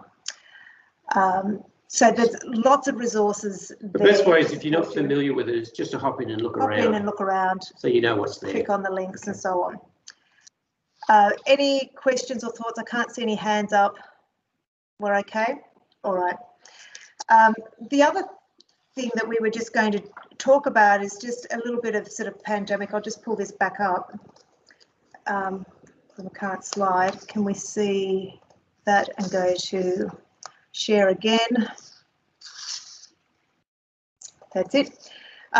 Just thinking in terms of how do we adapt in lockdown and pandemic. Even if you're not in lockdown, couples are, somewhat reticent sometimes to go out to groups. So what are some of the things that you can do? I'm sure many of you will have more information than we have in terms of running Zoom groups. You can obviously stream the video from the member hub so that you would get, you don't need to try and, run it from a DVD. We'd recommend that for couple activities, you get them to mute and blind their camera so that, they stay online, but they can still do their couple activities.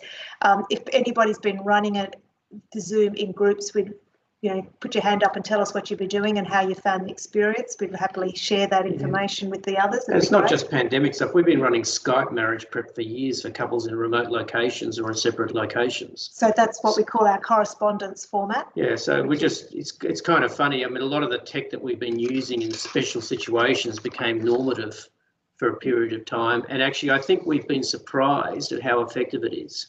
Both in work situations and also in church situations. Once we got over the mental game of this is different, this won't work, this is not what I'm used to, we actually quickly found that a lot of things actually translate well.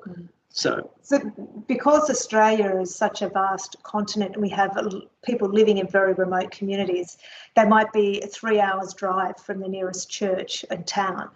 It's not feasible in those far-flung areas for them to attend in person. And so being able to offer a correspondence-based format, we've been doing that for over a decade. Now we have our online courses. So we'll just give you a quick orientation on that. Firstly, the Engaged Online. How is it different to the live course?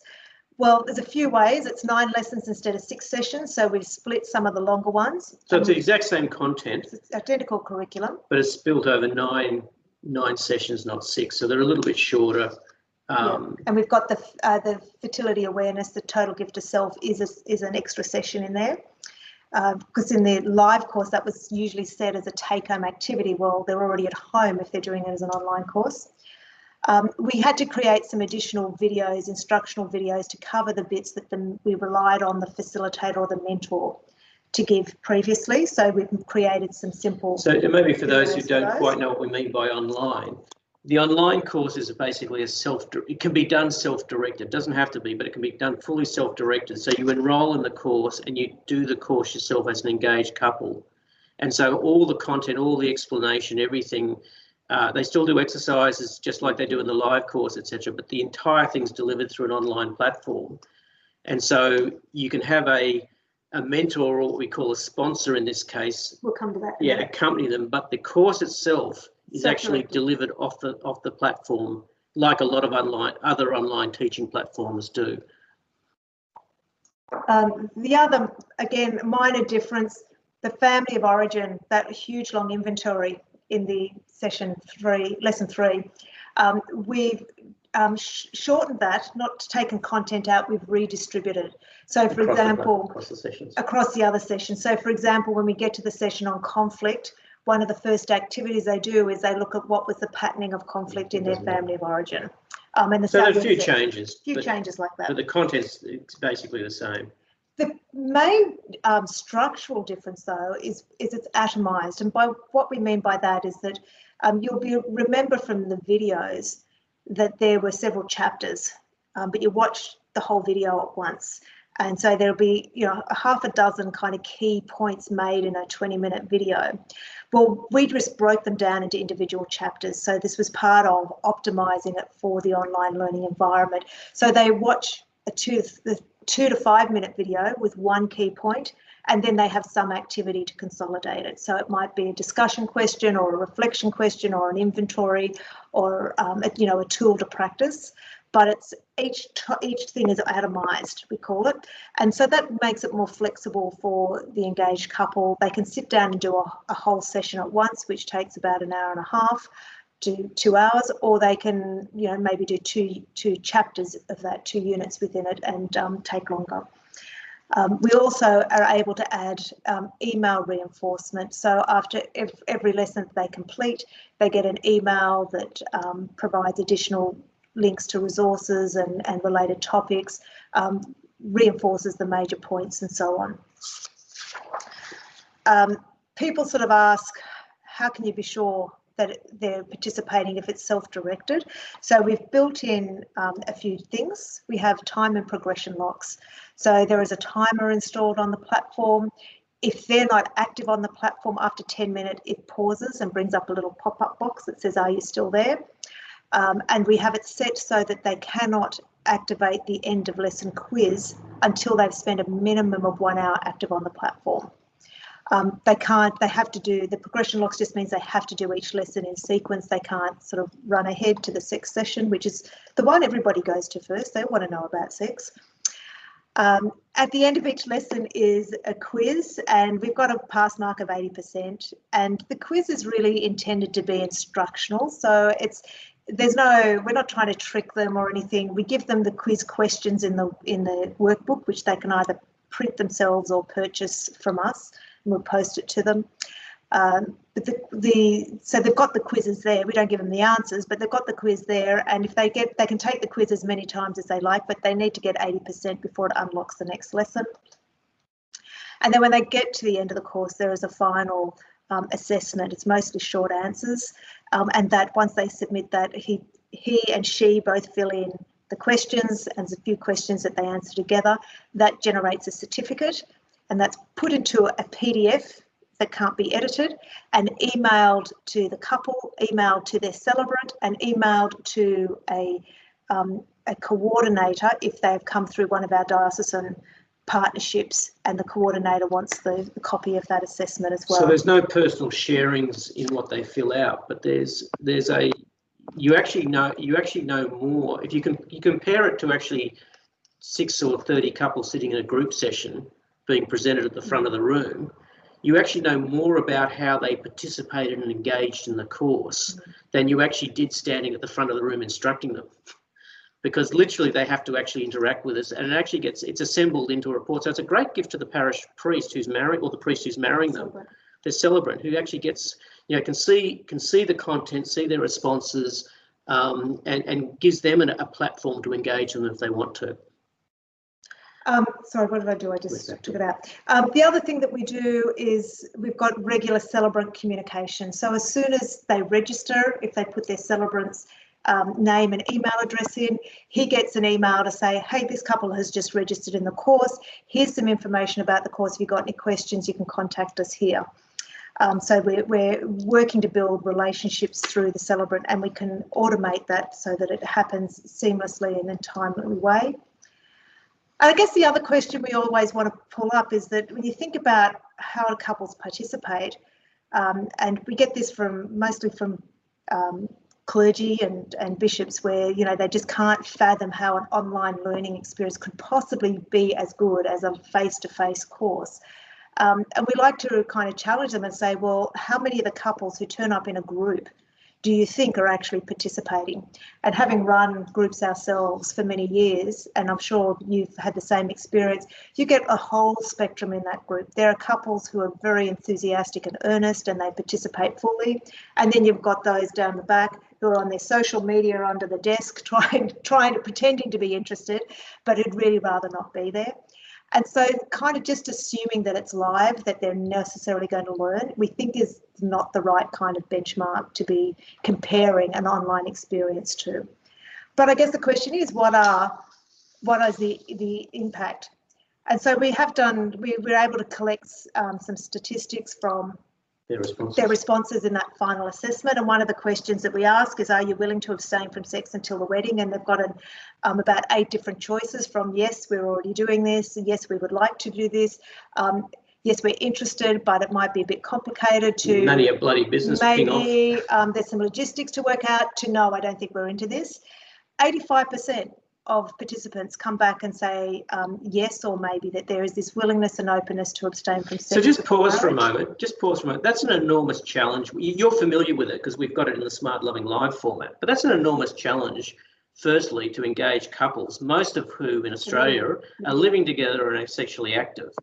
And then we actually say to them in the course, we're going to invite you, not demand you or tell you to, but we're going to invite you because of what we've told you to do this. In the fully online platform, self-directed, 85% of them are telling us this is actually what they choose to do. Now, they've got no reason to lie on it. It's actually, so this is actually the efficacy. We can't see any efficacy difference between the responses we get, the survey responses we get from the live course versus the online course, which is fascinating. We can't actually say that because we cannot get these statistics from the live course. Some of them we can. Yeah. Some of the surveys we can. So the next question we ask is, are they open to using fertility awareness methods? And 94% of them come back and say, yes, they're open to that either now or in the future. We think that's a stunning statistic. We also ask them, are they open to go to reconciliation before the wedding? So just pause on that previous one. 2 to 4% of Catholics practice natural fertility methods.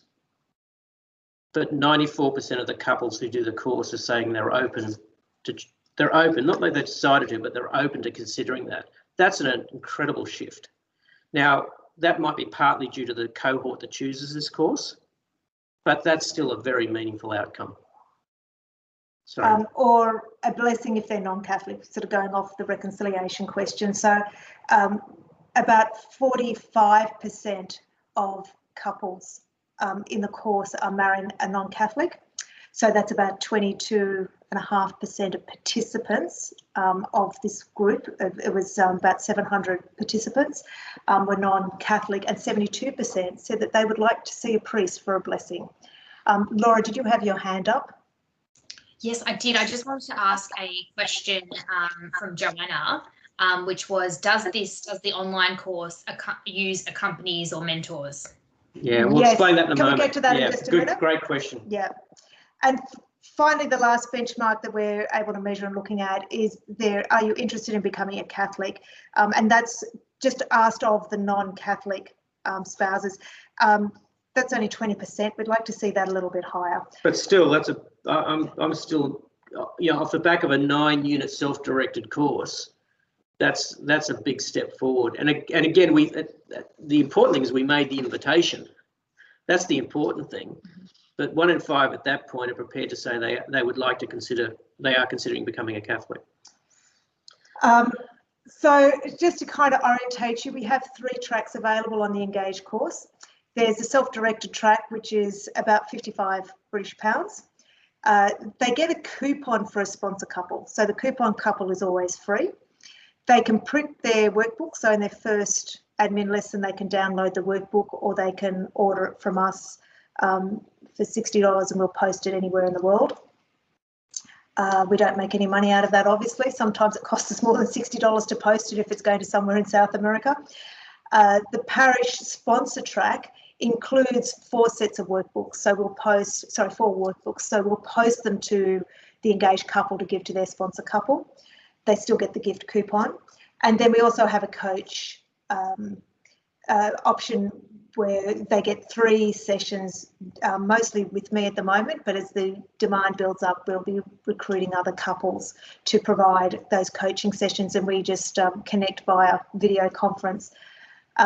Interestingly, I'm coaching a couple at the moment who are not Catholic. They're actually having a civil wedding, and their civil celebrant said to them, "Oh, you should do some preparation," and they Googled it and found us. She's Filipino, so she's been baptised, but she was raised in the Pentecostal church, and he's an atheist. They're really interested in becoming a Catholic, so I've put them in touch with, they've got a daughter in a Catholic school, been together for over 12 years. So I've put them in touch with their local parish, who is going to pick them up. They're running the Divine Renovation program there, so they're going to get them involved in doing Alpha and so on, and the RCIA. So back to your point, Deborah, where do you meet? How do you encounter people in this? Yeah, who would have figured, right? Yeah. A heavy Catholic online marriage prep course has picked up a non-practicing Pentecostal and an atheist who want. Anyway. And they said to me last week, we were covering the unit on sex, and they're going to abstain until the wedding, which is not for another sort of 7 or 8 weeks. So we think that this message can't go out and change people's lives. I mean, it can, and we're seeing it every day. So you asked about sponsor couples. Sorry, there's somebody that's got another question in here. Who's got their hand up? Laura again. Okay, Laura. You're on mute. Sorry, that was me. Yep. You're going to answer that question. Yep. Okay. Oh, okay. All right. Can we talk about sponsor couples? Can I just finish this? Because it's just in the next slide. Yep. So the other thing that's been a real game changer for us is that we've introduced about 12 months ago what we call our parish and diocesan packages. Basically what these are is that it allows the parish or the diocese to take their own bookings and collect payment. They can set their own price point. They take their own bookings and collect the payment from the engaged couple. They pre-purchase basically access codes at big discounts from us, so that they've got those in stock, and the workbooks if they want them as well. They then refer the couple to a SmartLoving custom page, which we create for them, and the couple just enrolls at no charge and goes straight into the program that way, into the course. Every week we send them a CSV file or Excel spreadsheet, which has a list of all the couples that have enrolled through their portal, their details, plus their progress through the course. So the couples, that whoever is supervising or coordinating can track their own couples through it. And we're also, for some dioceses and parishes, setting up custom emails and custom communication. So for example, in the Diocese of Parramatta, they want to collect additional survey forms. So we send an email after lesson 9 to say, please complete the survey form for the Diocese of Parramatta to get your diocesan certificate completed as well. So effectively what we've done in our model, which is sort of centrally enabled, locally delivered, we've now created effectively a white labelled landing page for a diocese or a parish to offer their own their own way of dealing with this rather than having to come into our global platform. So we're making it, to your points earlier, how do you pick up dioceses, etc. Part of that response is to give them a mechanism to have it customised so they can feel like it's part of their materials, not just something they're plugging into. Now, no hands up. So sponsor course. well, firstly, is somebody come? No. So the online model. Your immediate mindset when you hear us describe it is that, so now the couple's lost. They've gone online, we've never met them, they've done the course, they get a certificate and the priest says, they've completed the curriculum and that's it. What happened to all that vision that we talked about earlier? The vision's completely the same. It's just a slightly different delivery method. So we're saying to the couples, firstly, if you just want to do it yourself, that's fine. Again, let people choose. Let them come to us the way they want to. Don't shortchange them on content, but don't demand that they do it our way. So the old way we used to do it was, you have to turn up to our venue at our set time and do the course at that time. We've now at 180 degrees to that at the moment. The online course says, do the course when you want, at the rate you want, be as flexible as you want to be about your diary. While staying safely at home. Well, that's a separate thing. We've completely given them the ability to do it at their pace. So some couples move through it, clunk, clunk, clunk, clunk, clunk, just like they move to the course. Some other couples, they spend literally hours on the one session. And there's no one's watching the clock. There's not a finish time. Well, we've got the timer going, and we publish into their certificate the amount of time they've spent active on the platform. So we can see how much time they're spending on the platform, and then we get the feedback because we meet these couples, we talk to them, and they say, that session there, we spent days doing that one. We had 3 goes at that. That was fantastic. So we've given them complete control. They've got minimum things they have to do, but we've got no limits on what they do. And then we invite them, would you like a sponsor couple? So would you like, and so if you think about a parish who now wants to offer marriage prep, they've got the full online platform, they can actually have a customised entry point to it, and they can make available sponsor couples for the couples who want it, or the priest can require them to have one. It's his call. Again, this is, the priest is preparing them for marriage. We're just providing the resources and the infrastructure. The wonderful thing about this is the teaching method is actually gone the final, I think, step. We've been on a journey from live presenters talking at a couple to using video content in the present, which is what you're familiar with. And we went to video for 2 reasons. One was we realised it took the teaching load off the couple and allowed them to focus on the mentoring of the couple, the coaching of the couple, the accompaniment of the couple. And secondly, we knew exactly what content the couple was getting. In other words, no one could be frightened about asking them to abstain from sex because they didn't want to interrupt the relationship. We would be the bad cops or the challenging cops on the video. Well, now what we've done with this is that we've taken away the need to do that in the room with you. It's the flipped classroom model. So the couple can now do all the content of the session, do all the exercises, talk to each other just like they did with you, and with a sponsor they can then come to the sponsor and we are sponsors to some couples. They come, we sit down and say, okay, how did you find that session? What would you like to talk about? So the entire 2 hours now is not spent facilitating them through the 2 hours of content. They've already done it. It's actually talking to them about what they actually want to do. And if you and you think about the live course, that's the real high value impact stuff that you're doing as a couple, is integrating the teaching with the questions they have for you and the, that little dance you do where you say, do some of you want to ask something, and they look at each other and they sort of, well, now they come to you with nothing to do except to talk to you about the content that they've gone through. So we've actually upped the quality through the online platform. Does that make sense? Because it's counterintuitive to what people think. People think it's become anonymized and detached, whereas actually what we've done is we've actually doubled down on the interactivity with the sponsor couple where they have it. But we've also allowed couples who don't feel the need or aren't ready for a sponsor couple to still embrace the activities and go through the course.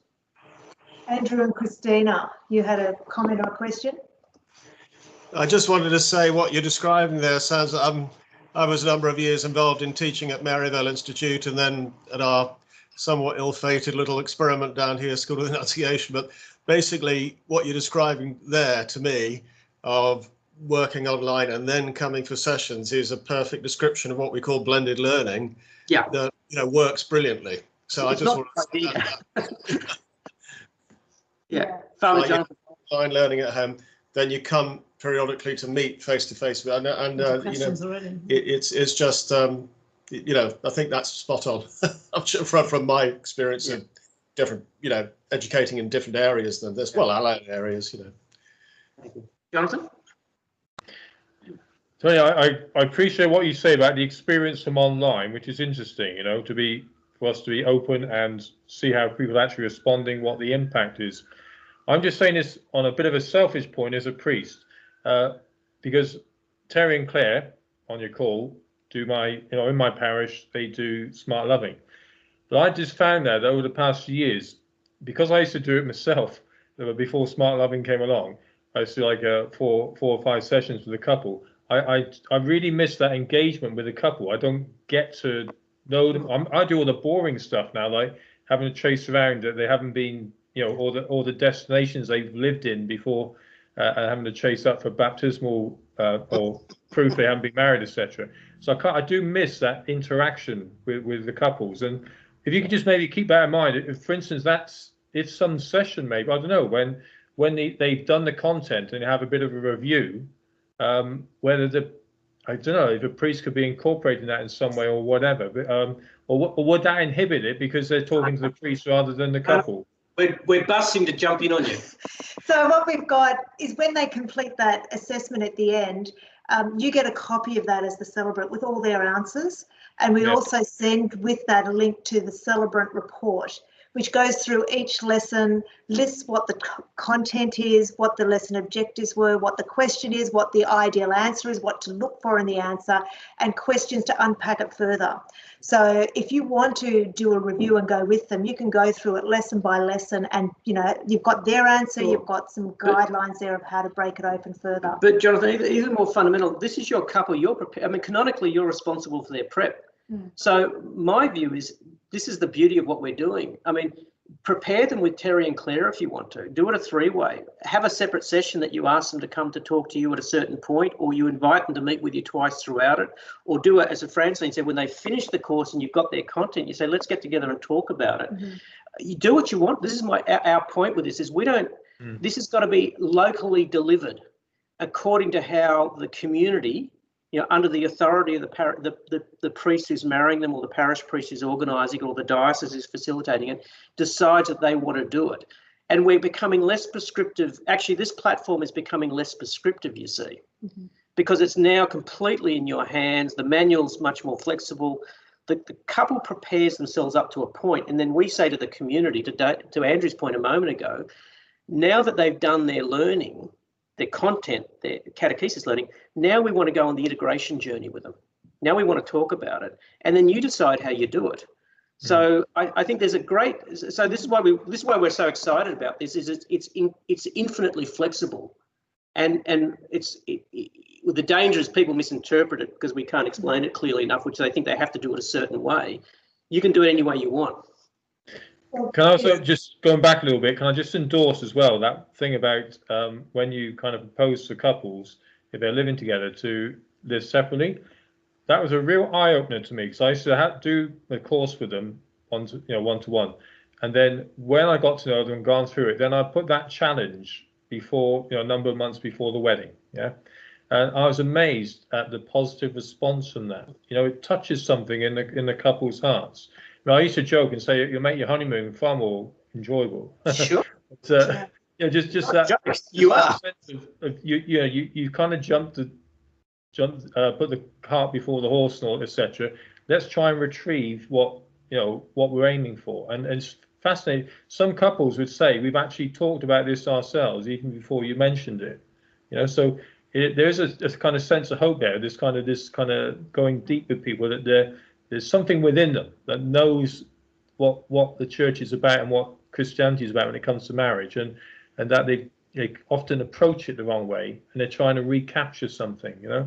So just say that to endorse what your figures there on couples.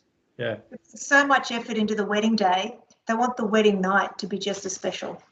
And that's, I think, what the message sells. Thank you. Jonathan. Peter, you've been waiting for a while to say something. Yes, Peter. It was really very much along the lines of Father Jonathan there. I should start with a confession in that I'm not actually registered with you as a sponsor or whatever it be. Lovely Joanna Hale and her husband Paul, who are in our parish as well, or neighbouring parishes, and we work in the pastoral area together. They're the go-to couple for organising this stuff locally. But I've had the privilege of working with a couple recently who were doing the course online, and so my brother Deacon David Curtis had lent me the book to have a look through. So I was flying through it beforehand and thinking, wow, this is all just such great stuff, you know. And it was just wonderful to let them do the work, and for me to just kind of accompany them really on their journey. I think that's probably the right word, and the word that I'm hearing more and more in all sorts of places in the church now, coming from Francis. You know, this process of accompaniment. But there is a dilemma, I think, in that sense that we as clergy, if you like, need to sort of resolve, which is this business of wanting to empower lay people and have lay people doing this stuff, not wanting to get in their way and trampling and, you know, interfering with what they're doing, getting the laity really involved.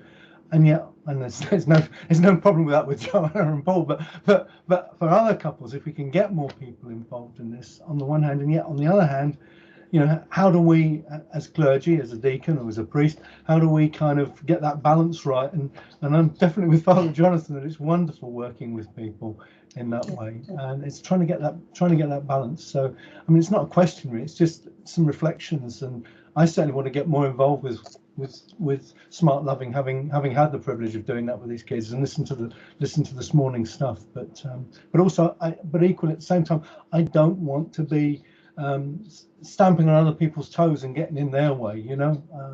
Anyway, zip. Thank you. Thanks, Peter. I just want to make note of the time, so we might just have to leave that as the last question. Yeah, can I? Oops, I've got a bit of feedback there.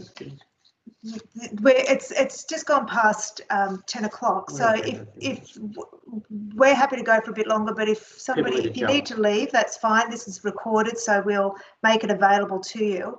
And Andrew and Christina, do you mind if we just hold your question for comment for a little bit, and we'll just try and wrap this up, and then we'll take some more questions. Just a few more thoughts on the sponsor course. It's basically the parallel curriculum. We just haven't got any of the locks in place, so it's easier to navigate. It's free with a coupon with engaged enrolment. It's also free to any clergy or parish leaders. So if you go to the page on the website under leaders and find it there, there's a link there. You can just enrol straight in there. We will send you that link as well in the follow-up materials. It includes support emails. So for the sponsor couple going through the course, we're very conscious they don't necessarily have any training in SmartLoving. They might never have done marriage formation apart from their preparation before their wedding. And so we provide additional support in the sponsor course platform to support a couple who's doing this for the first time. And we'd say that's the primary difference between a sponsor couple and a mentor couple. We talk about mentors with the live curriculum, and they need training and more substantial, support from their local community.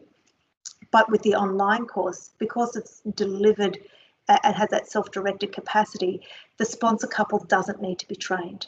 So that opens up a whole new vista in terms of couples you can get involved in this. They don't have to be skilled group facilitators. They just have to be a faith-filled couple practicing in their parish that's prepared to do one course. You don't have to train them to do this ministry for the next 10 years. You just need to ask them, would you accompany an engaged couple through the course as a sponsor couple? You do the course with them and all the instructions are there. So it's a really easy invitation. Can we make a comment about the power of having couples being mentors or sponsors? You know this yourself, but we've run marriage enrichment for 20 years before we embarked on the Engage Prep course, and we have what we believe is a state-of-the-art, high-quality marriage enrichment course. And God bless the couples who did that, who went on to become sponsors. They would tell us that they got more out of being sponsors for their own marriage than they did actually out of doing the course that they thought that changed their marriage. So, yeah, for anyone, and Andrew will know this, you learn by teaching, right? And so as a sponsor, when you ask a couple in your parish to be a sponsor, you're actually taking a lay couple and you're taking them on a marriage formation journey to become future leaders in your parish. So there's a double whammy in this thing. So it's really valuable to get this embedded in the parish, because we're actually forming our lay people into a new ministry, into evangelising through their sacrament. So this is the leadership funnel that Alpha is doing in sort of general catechesis in the faith. This is the same kind of idea. It's a leadership funnel for renewing the faith and the marriage of the married couples, forming them for leadership in the parish. Okay. We'll just run through, we've got a couple of more slides. We'll just let you read them and we can send you the copy of the slides. So the fertility course is now included with all of the Engage enrolments. We basically created because the impact statistics were so strong, and we thought we want to make sure these couples can easily access fertility education. Plus there was this overwhelming number of fertility apps, and we realised that fertility awareness was going mainstream. So if you've got an iPhone, on your health app, which comes standard on every iPhone, is a menstrual cycle charting section. So it's very important for the men to have that. The men really need it. So this is on standard. There's dozens, hundreds of apps out there, and they're picking up the apps. So we put ours in as part of the course now. It's based on the symptothermal method. We're actually method agnostic, but the other methods are proprietary limited. So the symptothermal method is the one that we based it on. And the unique feature that we have in this that you won't find in other natural family planning or fertility awareness instruction is what we call the couple check-in. And it's a little couple tool or discernment process that we developed based on Humane Vitae, that the couple can do sort of in 10 or 20 minutes each cycle to help them discern their pregnancy intention. As former teachers of natural family planning ourselves, we were very aware that when couples came into us to learn natural family planning, they already had a pregnancy intention worked out. They were either achieving or they were avoiding. And it was part of the teaching methodology that we would talk to them about how do you come to that decision of whether you're achieving or avoiding. And we think that's actually the much more difficult question to deal with than the actual which method and how do you make the method work. So that's just a unique thing there. The breakthrough course is for spouses in difficult situations. So this is a different course now. This is a different course, yes. It goes through the anatomy of an argument, a strong focus on forgiveness, and has some practical strategies. There is a facilitator package that is available, which gives you all the slides and the resources to run it as a live workshop. It usually takes about 3 hours to run it in a live setting. So what do you do after Alpha? Well, here's a 3-hour group or individually self-directed program on dealing with relationship difficulties as a married couple. Who doesn't need that? Yeah. And we do want to mention that we've had a very generous donor from the UK who has provided a subsidy to support couples who can't afford it. It's actually on sale for 50% for the rest of the month. And after, we just wanted to get through this workshop, and then we're going to look at ways to make that more readily known in the community. So we'll be in touch with you around ways, if you've got couples in your community who can't afford to pay the fee on the breakthrough course, there is a subsidy that is available for that. The Marriage Kit is another course. It's an online course. It's 5 lessons. Was developed originally for a secular audience, completely consistent with the teachings of the Catholic Church, and we've bringing in new update. When we brought it into the SmartLoving platform, we added some little prayers at the beginning to give it a little bit of Catholic flavour, but we are hoping to bring in a little bit more with some scripture and develop a facilitators pack in the future. It's a really good course if you've got secularised couples, maybe one of them's not Catholic or they're only marginally practising. It's got all the sort of very healthy marriage skills, which sort of leads them to the doorstep to then introduce them to a faith message. So it's more of a pre-evangelisation kind of format. And then we also just have a little course that's just SmartLoving Theology. It's an adaptation of a live workshop that we recorded about 7 or 8 years ago that looks at the theology of the body and couple spirituality. And Newlywed is coming soon. We'll give you more information about that in due course. The other thing we have available is coaching. It's available to any course student. It's not counselling, so it's coaching. It's a little bit different, and they've got packages available there. Other resources, most of this you can find on the SmartLoving website. You may not be aware of the Marriage Resource Centre website, which is targeting for leaders. It's where we put all our Renaissance of Marriage talks up and make them available. We have an e-journal that goes out periodically. And also we have cathfamily.org, which is for families and catechists and teachers. It's a vast database of just family rituals and prayers and recipes and things to celebrate Catholic culture in the home and the classroom. That's okay, so that's a rush at the end. Bit of a rush, but we're happy to take more questions or comments if for those who have them. Andrew, you still got your, Andrew and Christina, still got your hand up. But look, we're going to formally stop it there. Anyone who needs to run, if you haven't already, feel free, and then we'll go until you get bored. Andrew. Okay, hi, it's Christina here. I just want to say I think it's an absolutely amazing resource, and I wish it was there when we started, when we were engaged. I remember just seeing a tiny little square of paper on the corner of a Catholic church notice board in order to find my, fertility awareness training, and it wasn't known by priests and it wasn't known by many Catholic couples. So thanks very much for this course. It's amazing. I'm not an expert in theology. I'm just a mum.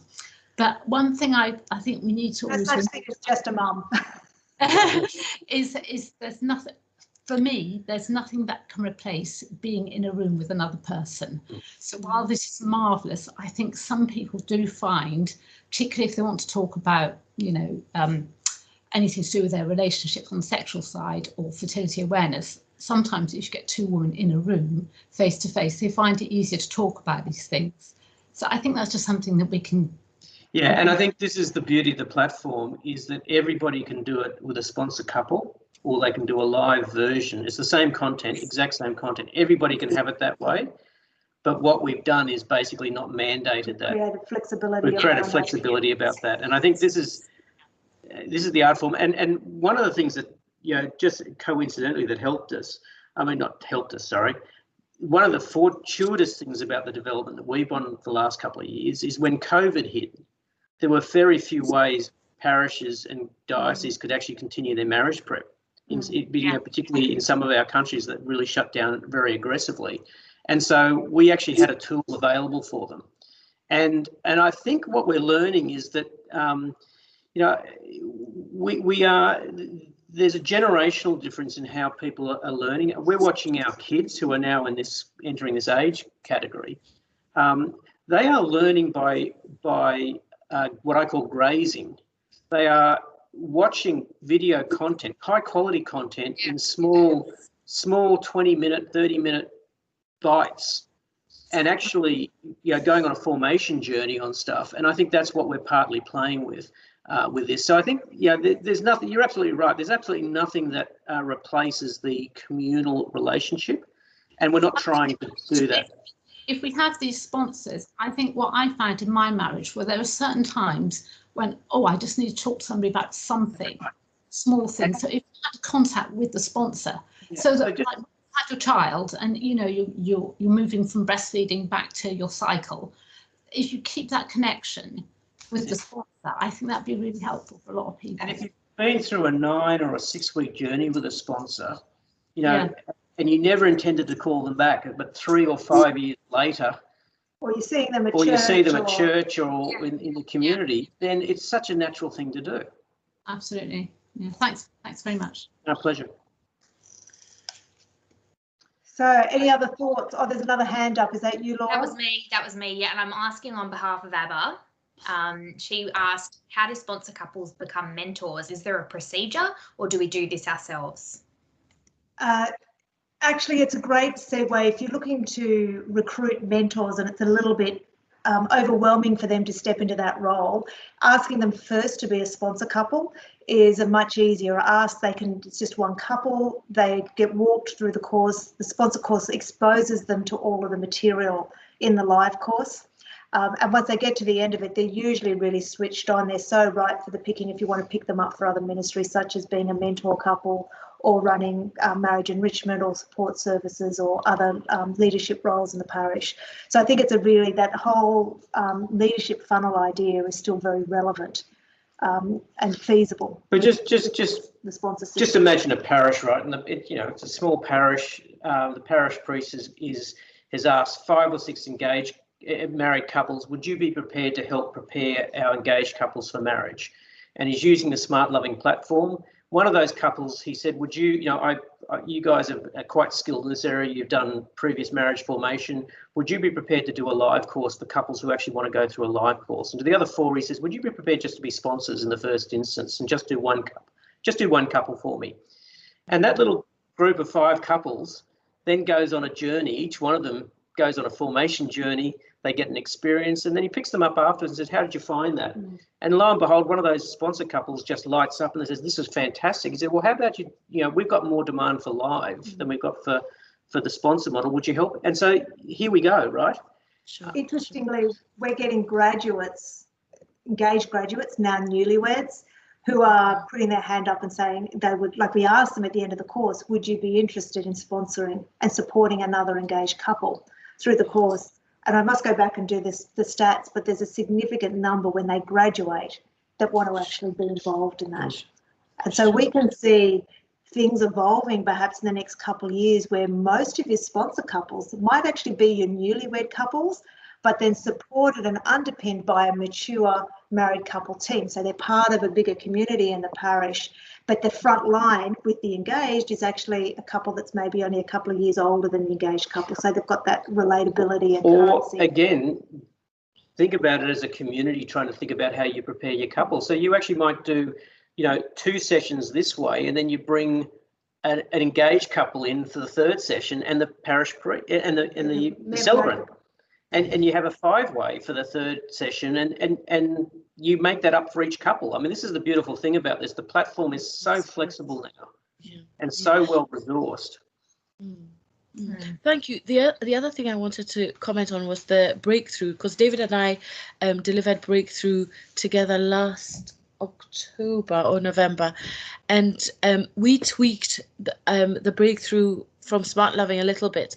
So we looked at it carefully, and then we talked to the parish priest who opened his door for us, and we said we wanted to include an opportunity for reconciliation, obviously as one of the strategies, but we also wanted to include adoration and praying the 7 Sorrows Rosary, and it went down a big treat. It was hugely successful, and so successful that people who attended the breakthrough, at least 5 people wanted it in their own parishes and in the same format. So it wasn't a 3-hour breakthrough session.